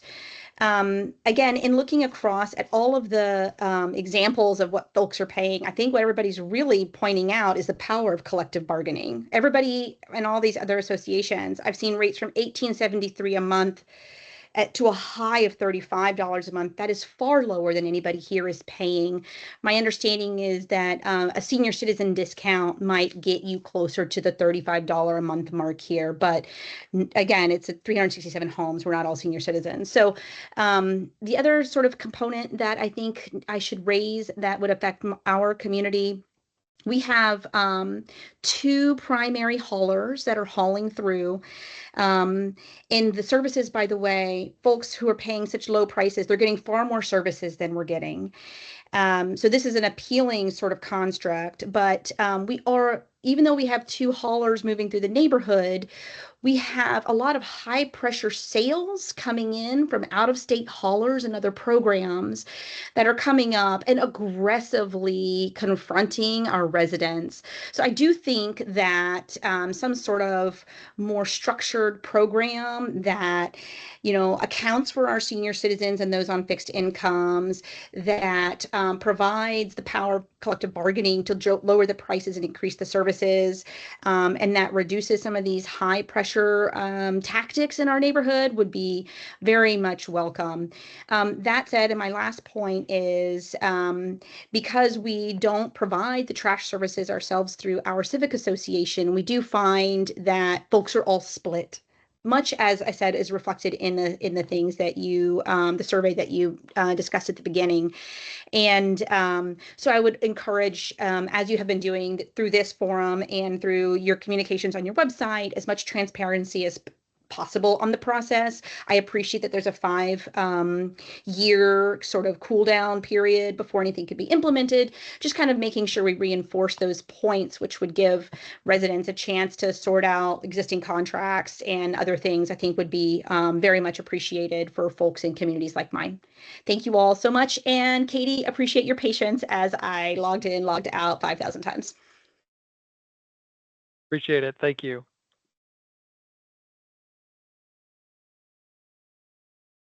All right.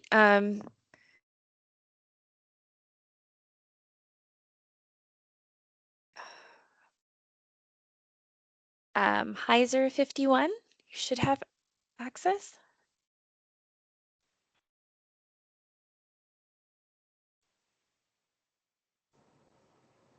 Hello.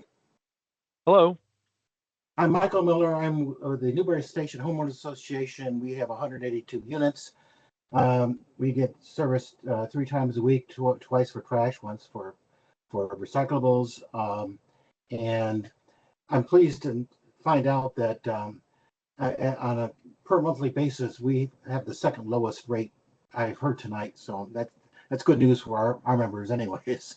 So that, without reiterating what anyone else has said, I just want to bring up some constraints that ought to be part of your thought process. One constraint is we have private roads, and the reason they're private is because they were too narrow for the county to accept them into their roadways. So they're so narrow that the fire marshal has forced us to have the streets go one way. So that is a constraint that you have to figure out in terms of big trucks can't navigate our roads because they're just too narrow. So that's a constraint to think about. The other constraint to think about is that our homes, a lot of our townhomes, the front yards are very steep, and there's no place for large trash receptacles in the front, and the backyards are oftentimes open up to meadows, and so it'd be hard to take a large trash receptacle out all the way around a very long distance to bring up to the street curb. So as a consequence, we use trash bags, and that's one of the reasons why we actually do need pickups of a frequency of at least twice a week, because trash bags can only hold so much. So at any association that in our situation, which means that they have to have trash bags, they can't use receptacles. That's a second constraint. So those 2 constraints, plus knowing that we would hate to pay more than we do, and we have a long-term contract with option years with our current trash provider, and they've been very, very good. Very been pleased with their service, even though they are charging less than most of the others apparently are. So how can you beat that? Low rates and really great service. So we're very happy with what we have. But I would like you to think about those 2 constraints as you go further. Right. Appreciate that.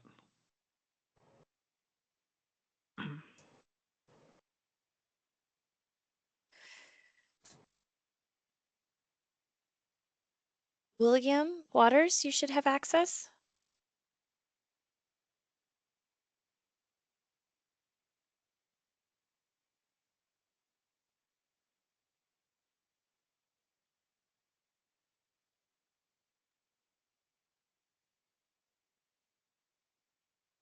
P, the letter P, you should have access. And William, I'll keep your mic abled. Oh, hi, that's me. Sorry, I was waiting and I didn't realize I'd be on. I guess first, thank you for hosting this and allowing us to speak. I think if people are going off subjects of the HOA, it's because we were never really given a chance to speak in a public forum since last year. That was, I guess, suspended indefinitely. So thank you for at least letting us speak tonight. I understand that this is all for a goal of getting Fairfax County to zero waste, but in the presentation that was first presented, it said that if we were able to get a 90% reduction in waste, that we would be the first, I think, in the world to accomplish that, because it's a very, very ambitious and nearly impossible goal. So after hearing everyone, all these presidents from these HOAs, I'm very surprised that we are this far along in the process of the Unified Sanitation District, especially hearing how much everyone here loves their trash collecting services. Our HOA is only 37 homes. We're very small. A big concern for us is that we have a very low rate, similar to other people here. It's about $30 a month. That's less than all of the counties that were listed on the USD website. So that would not be a benefit to us. It would actually cost more for us. The other thing is we are concerned that, it's not the website hasn't been very transparent. Like I said, there was a public hearing last year that was offered, and then that was gone, and now it was just postponed to this year, with just having homeowner associations being able to discuss it and not the general public. And so online, the question and answer page seemed very vague. You have to look across different sections to kind of get and piece together answers to the things that we're concerned about, such as, we actually really like our trash collecting company as well. They've done a really great job.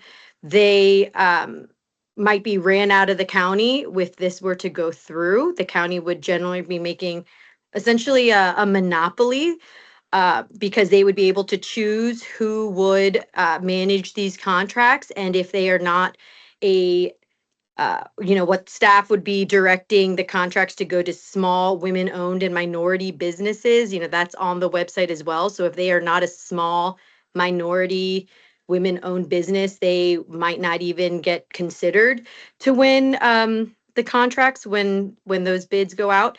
We're concerned about the cost. That really hasn't been transparent at all. It seems like things are being pieced together as things move along. Our property taxes have increased a tremendous amount in the past 5 years. And so now we'd be concerned about having to also watch our trash expenses increase. The website also says 100 employees right now in Fairfax County are needed for just 10% of the trash that's managed in the county.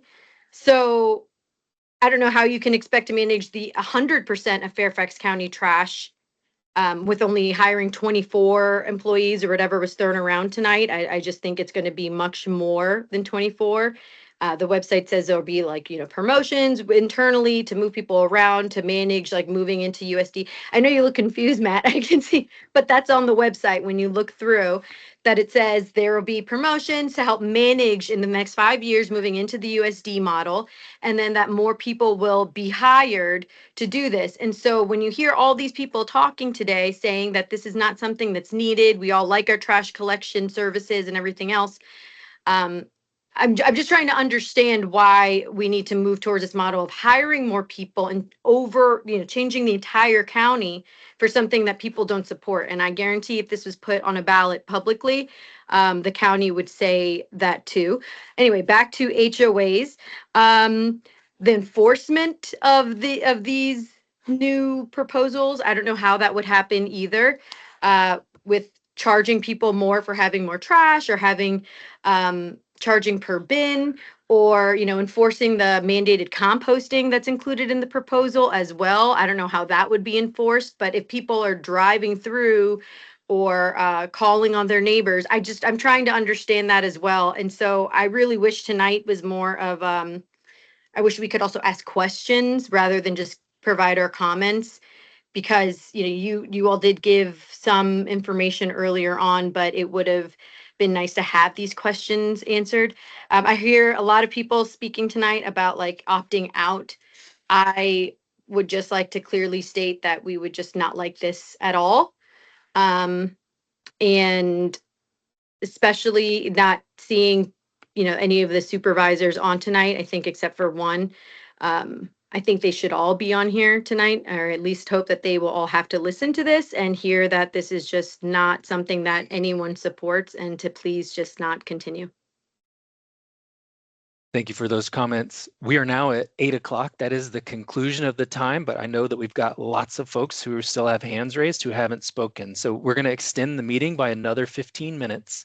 Again, I appreciate the expressions of preference, but this is really for us to have an understanding of, are there specific impacts to HOAs that you want the county to take into consideration as we develop, or if we develop any further plans, or are there explicit questions that you need asked? Again, it's recorded. We're capturing these themes, so you please don't repeat anything that you've heard before. The point is not for us, it's not a vote or anything like that. It's for us to make sure that all of the range of questions and potential impacts to HOAs have been raised. So if you've got something new to say, please say it. Please don't repeat anything, because you're only taking time away from others who might have something new. And so with that, we'll continue for another 15 minutes, please. Thank you. I appreciate the comments tonight. If you are saying like explicit questions then, so is this something that's actually definitely moving forward?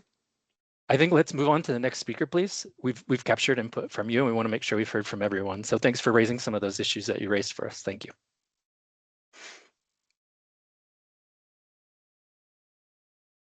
John Sutter, you should have access to your mic.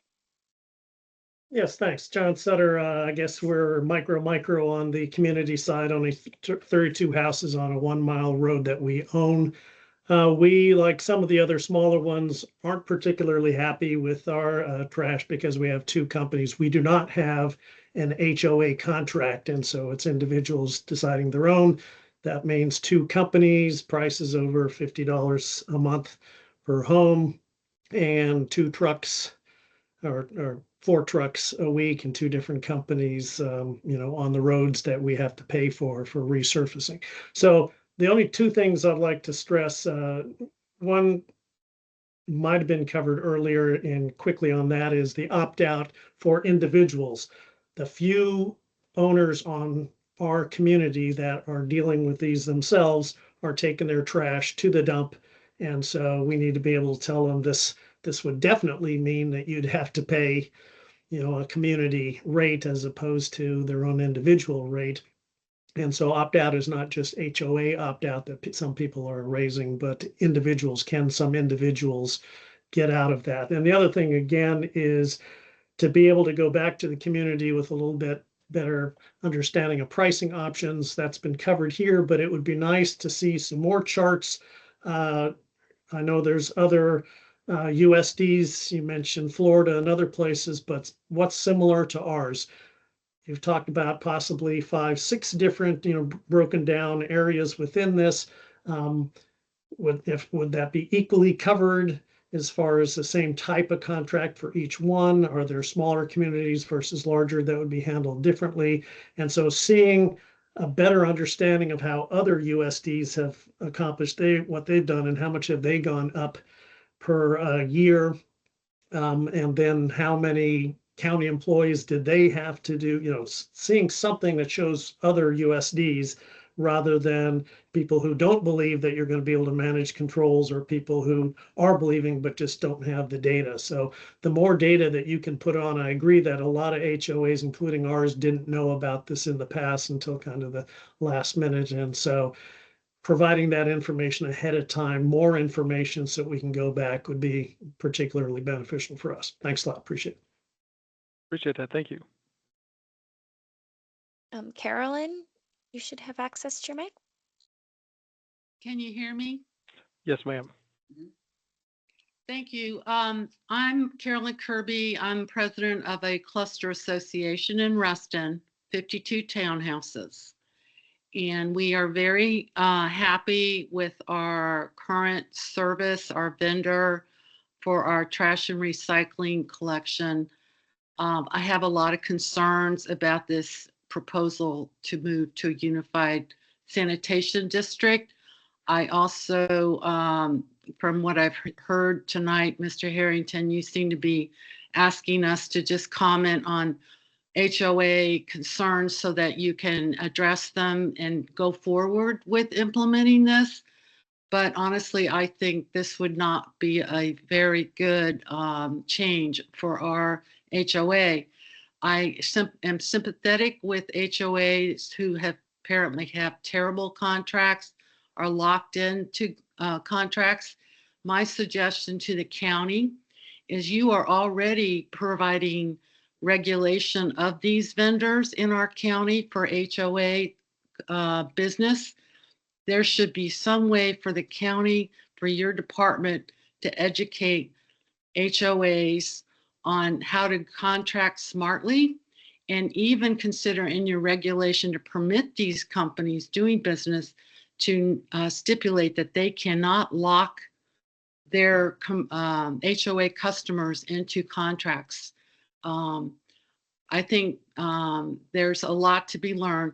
Townhouse neighborhoods, the county has said that we can't mandate people use trash cans because there's no place to store them.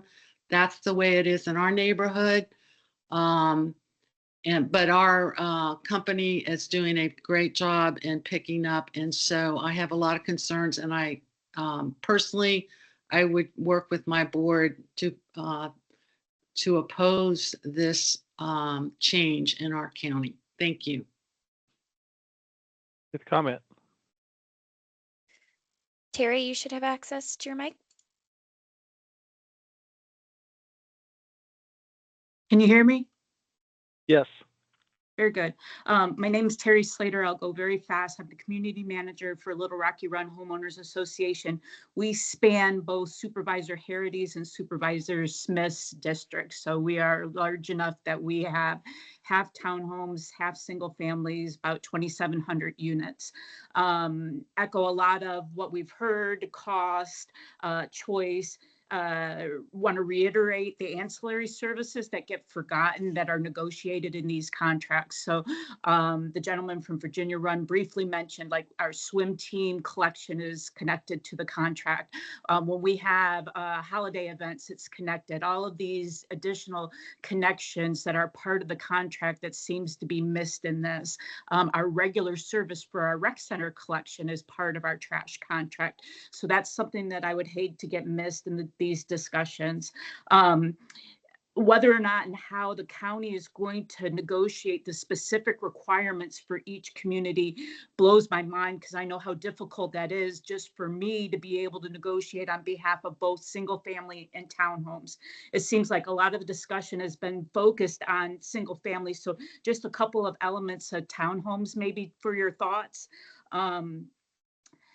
I haven't heard anything about how co-locating trash collection in townhomes will work. In our community, we don't have space in front of each of our units. We have many units that are not forward facing at all, and that's not unique in the county. The trash is co-located. Some use cans, some don't use cans. How that can be managed on an individual basis, I have no idea. And our concern, whether or not, again, we are one association, how how we would break out our single family component from our townhome component, that would really not be desirable and to create a rift in our community, quite frankly.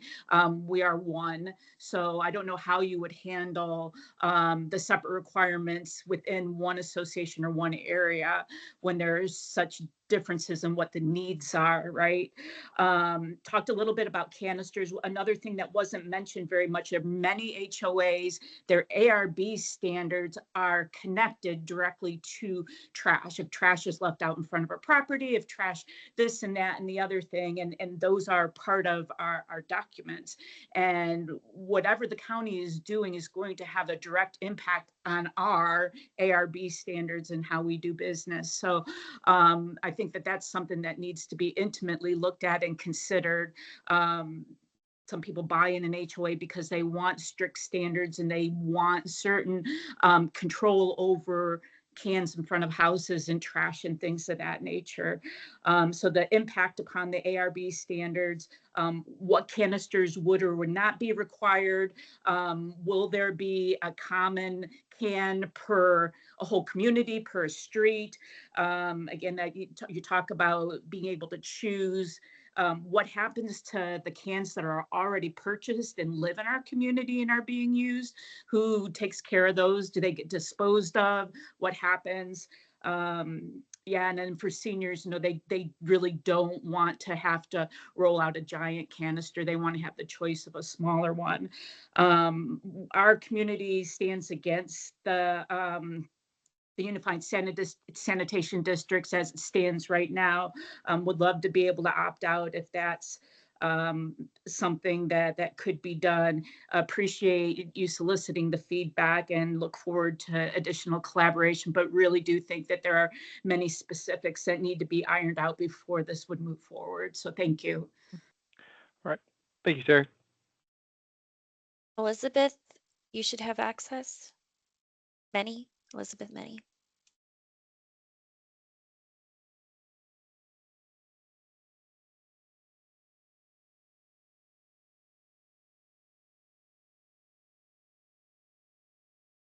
Citizens for Great Falls, and Elizabeth, yours will remain open. Thank you. My name is Jennifer Falcone, and I am Secretary of the organization Citizens for Great Falls. Our community of Great Falls has about just under 5,000 single-family residences, and many of those residences belong to community associations, HOAs, that can number in over 100. We have one HOA that I'm aware of that has merely 8 homes. But we are unique in the fact that our community of Great Falls consists of quite a number of private roads that are not public streets maintained by VDOT, and that they are single lane roads, many of which are gravel. We are unique in the fact that we have our own, let's call it, way to opt out of private hauling, in the fact that Great Falls has what is known as the Great Falls Park Out, which area residents can join the park out, and for what amounts to less than $28 a month, they can drop their trash off once a week at the Great Falls Elementary School. It's important to note that members of our association across the board, whether they are not involved in an HOA or they are residents of an HOA, have voiced the same concerns that you are hearing this evening from the overwhelming majority that states opposition to the Unified Sanitation District proposal. And that is that the new thing that I'm introducing this evening is the fact that we're hearing about proposals, yet we're not seeing a draft of a proposal that states specifically what pricing will be like and how to opt out. The other thing that I'd like to bring up is the fact that according to Chapter 9, the powers of local government of the Code of Virginia, Article 2, Section 15.2-934, displacement of private waste companies, Fairfax County must, in order to implement unified trash districts, they must make a written finding of at least one of the following, and that is A, adequate or sufficient privately owned refuse collection or disposal services are not available. I think we can all agree that private services are we're available. pretty familiar with that section of Virginia code. Again, there's 1 minute left. I want, if you wouldn't mind, please, just being direct. I would appreciate the being able to finish, because I think that the people that are on this call are interested in knowing that the 4 things, such as that the fact that it requires you, Fairfax County, to determine that privately owned services have substantially endangered public health or created a public nuisance, that doesn't exist, and that privately owned services, although they're available, are not able to provide services in a reasonable or cost-efficient manner. We see that that trash services are very reasonable in most places, and that, yes, there are concerns about overpricing or adequately pricing in other areas. And finally, that it's necessary to provide for the development of a regional system of refuse collection or disposal for 2 or more localities. Quite frankly, I think that when we look at this, Fairfax County is overstepping their ability to legally implement this type of district, because you are not able to meet these requirements. And the other last thing that our residents, who are very concerned about the environment, would like you to consider, that instead of implementing or working and spending all of the time and man hours that are going into this proposal, quite frankly, time and money would be better spent to work directly to the haulers, many of whom I've spoken with, who are interested in working with Fairfax County to see what they can do in order to help Fairfax County meet their zero waste goals. Thank you very much. Thank you. That concludes our meeting tonight. I appreciate everybody who had the opportunity to share your perspectives with us. Again, tonight is not a referendum on USD or not USD. The intent of tonight was to provide additional information for the County Board of Supervisors and for us as county staff to understand specific impacts to HOAs. We know, for some of the reasons that you've shared tonight, and potentially for some reasons that we haven't heard yet, that HOAs have the potential to be uniquely impacted by this proposal, and that's important for the board and for county staff to understand. We didn't make it through everyone. There's still a lot of hands raised, and I appreciate that. If you have additional information that you would like to share, please email us. Again, we're looking for not position statements about USDs. We're looking to understand specific questions that you may have that are not answered on the county's Unified Sanitation District website, or things that you're concerned about may specifically impact the unique circumstances of your HOA that would be uncommon to the rest of the population of Fairfax County. That's really the intent of this exercise. So for folks who have additional information that you were unable to share with us tonight, please email us. For folks who are interested in learning more, please visit the county's website. That is where all of the county's information is located, and will continue to be the source where the county posts new information as it becomes available. With that, again, I just wanted to say thank you for folks who spent several hours talking trash. We enjoy it. I appreciate all of the time that you took to listen to others and to share that perspective. And again, for folks who are not able to share tonight because we ran out of time, if you have additional information of specific impacts to your HOA or specific questions that you're not seeing answered on our website, please send those over to us so that we can include that in our report back to the board and try to get that website updated. Thank you to county staff, and thank you again for everybody attending. And with that, we will end the meeting. Have a good evening.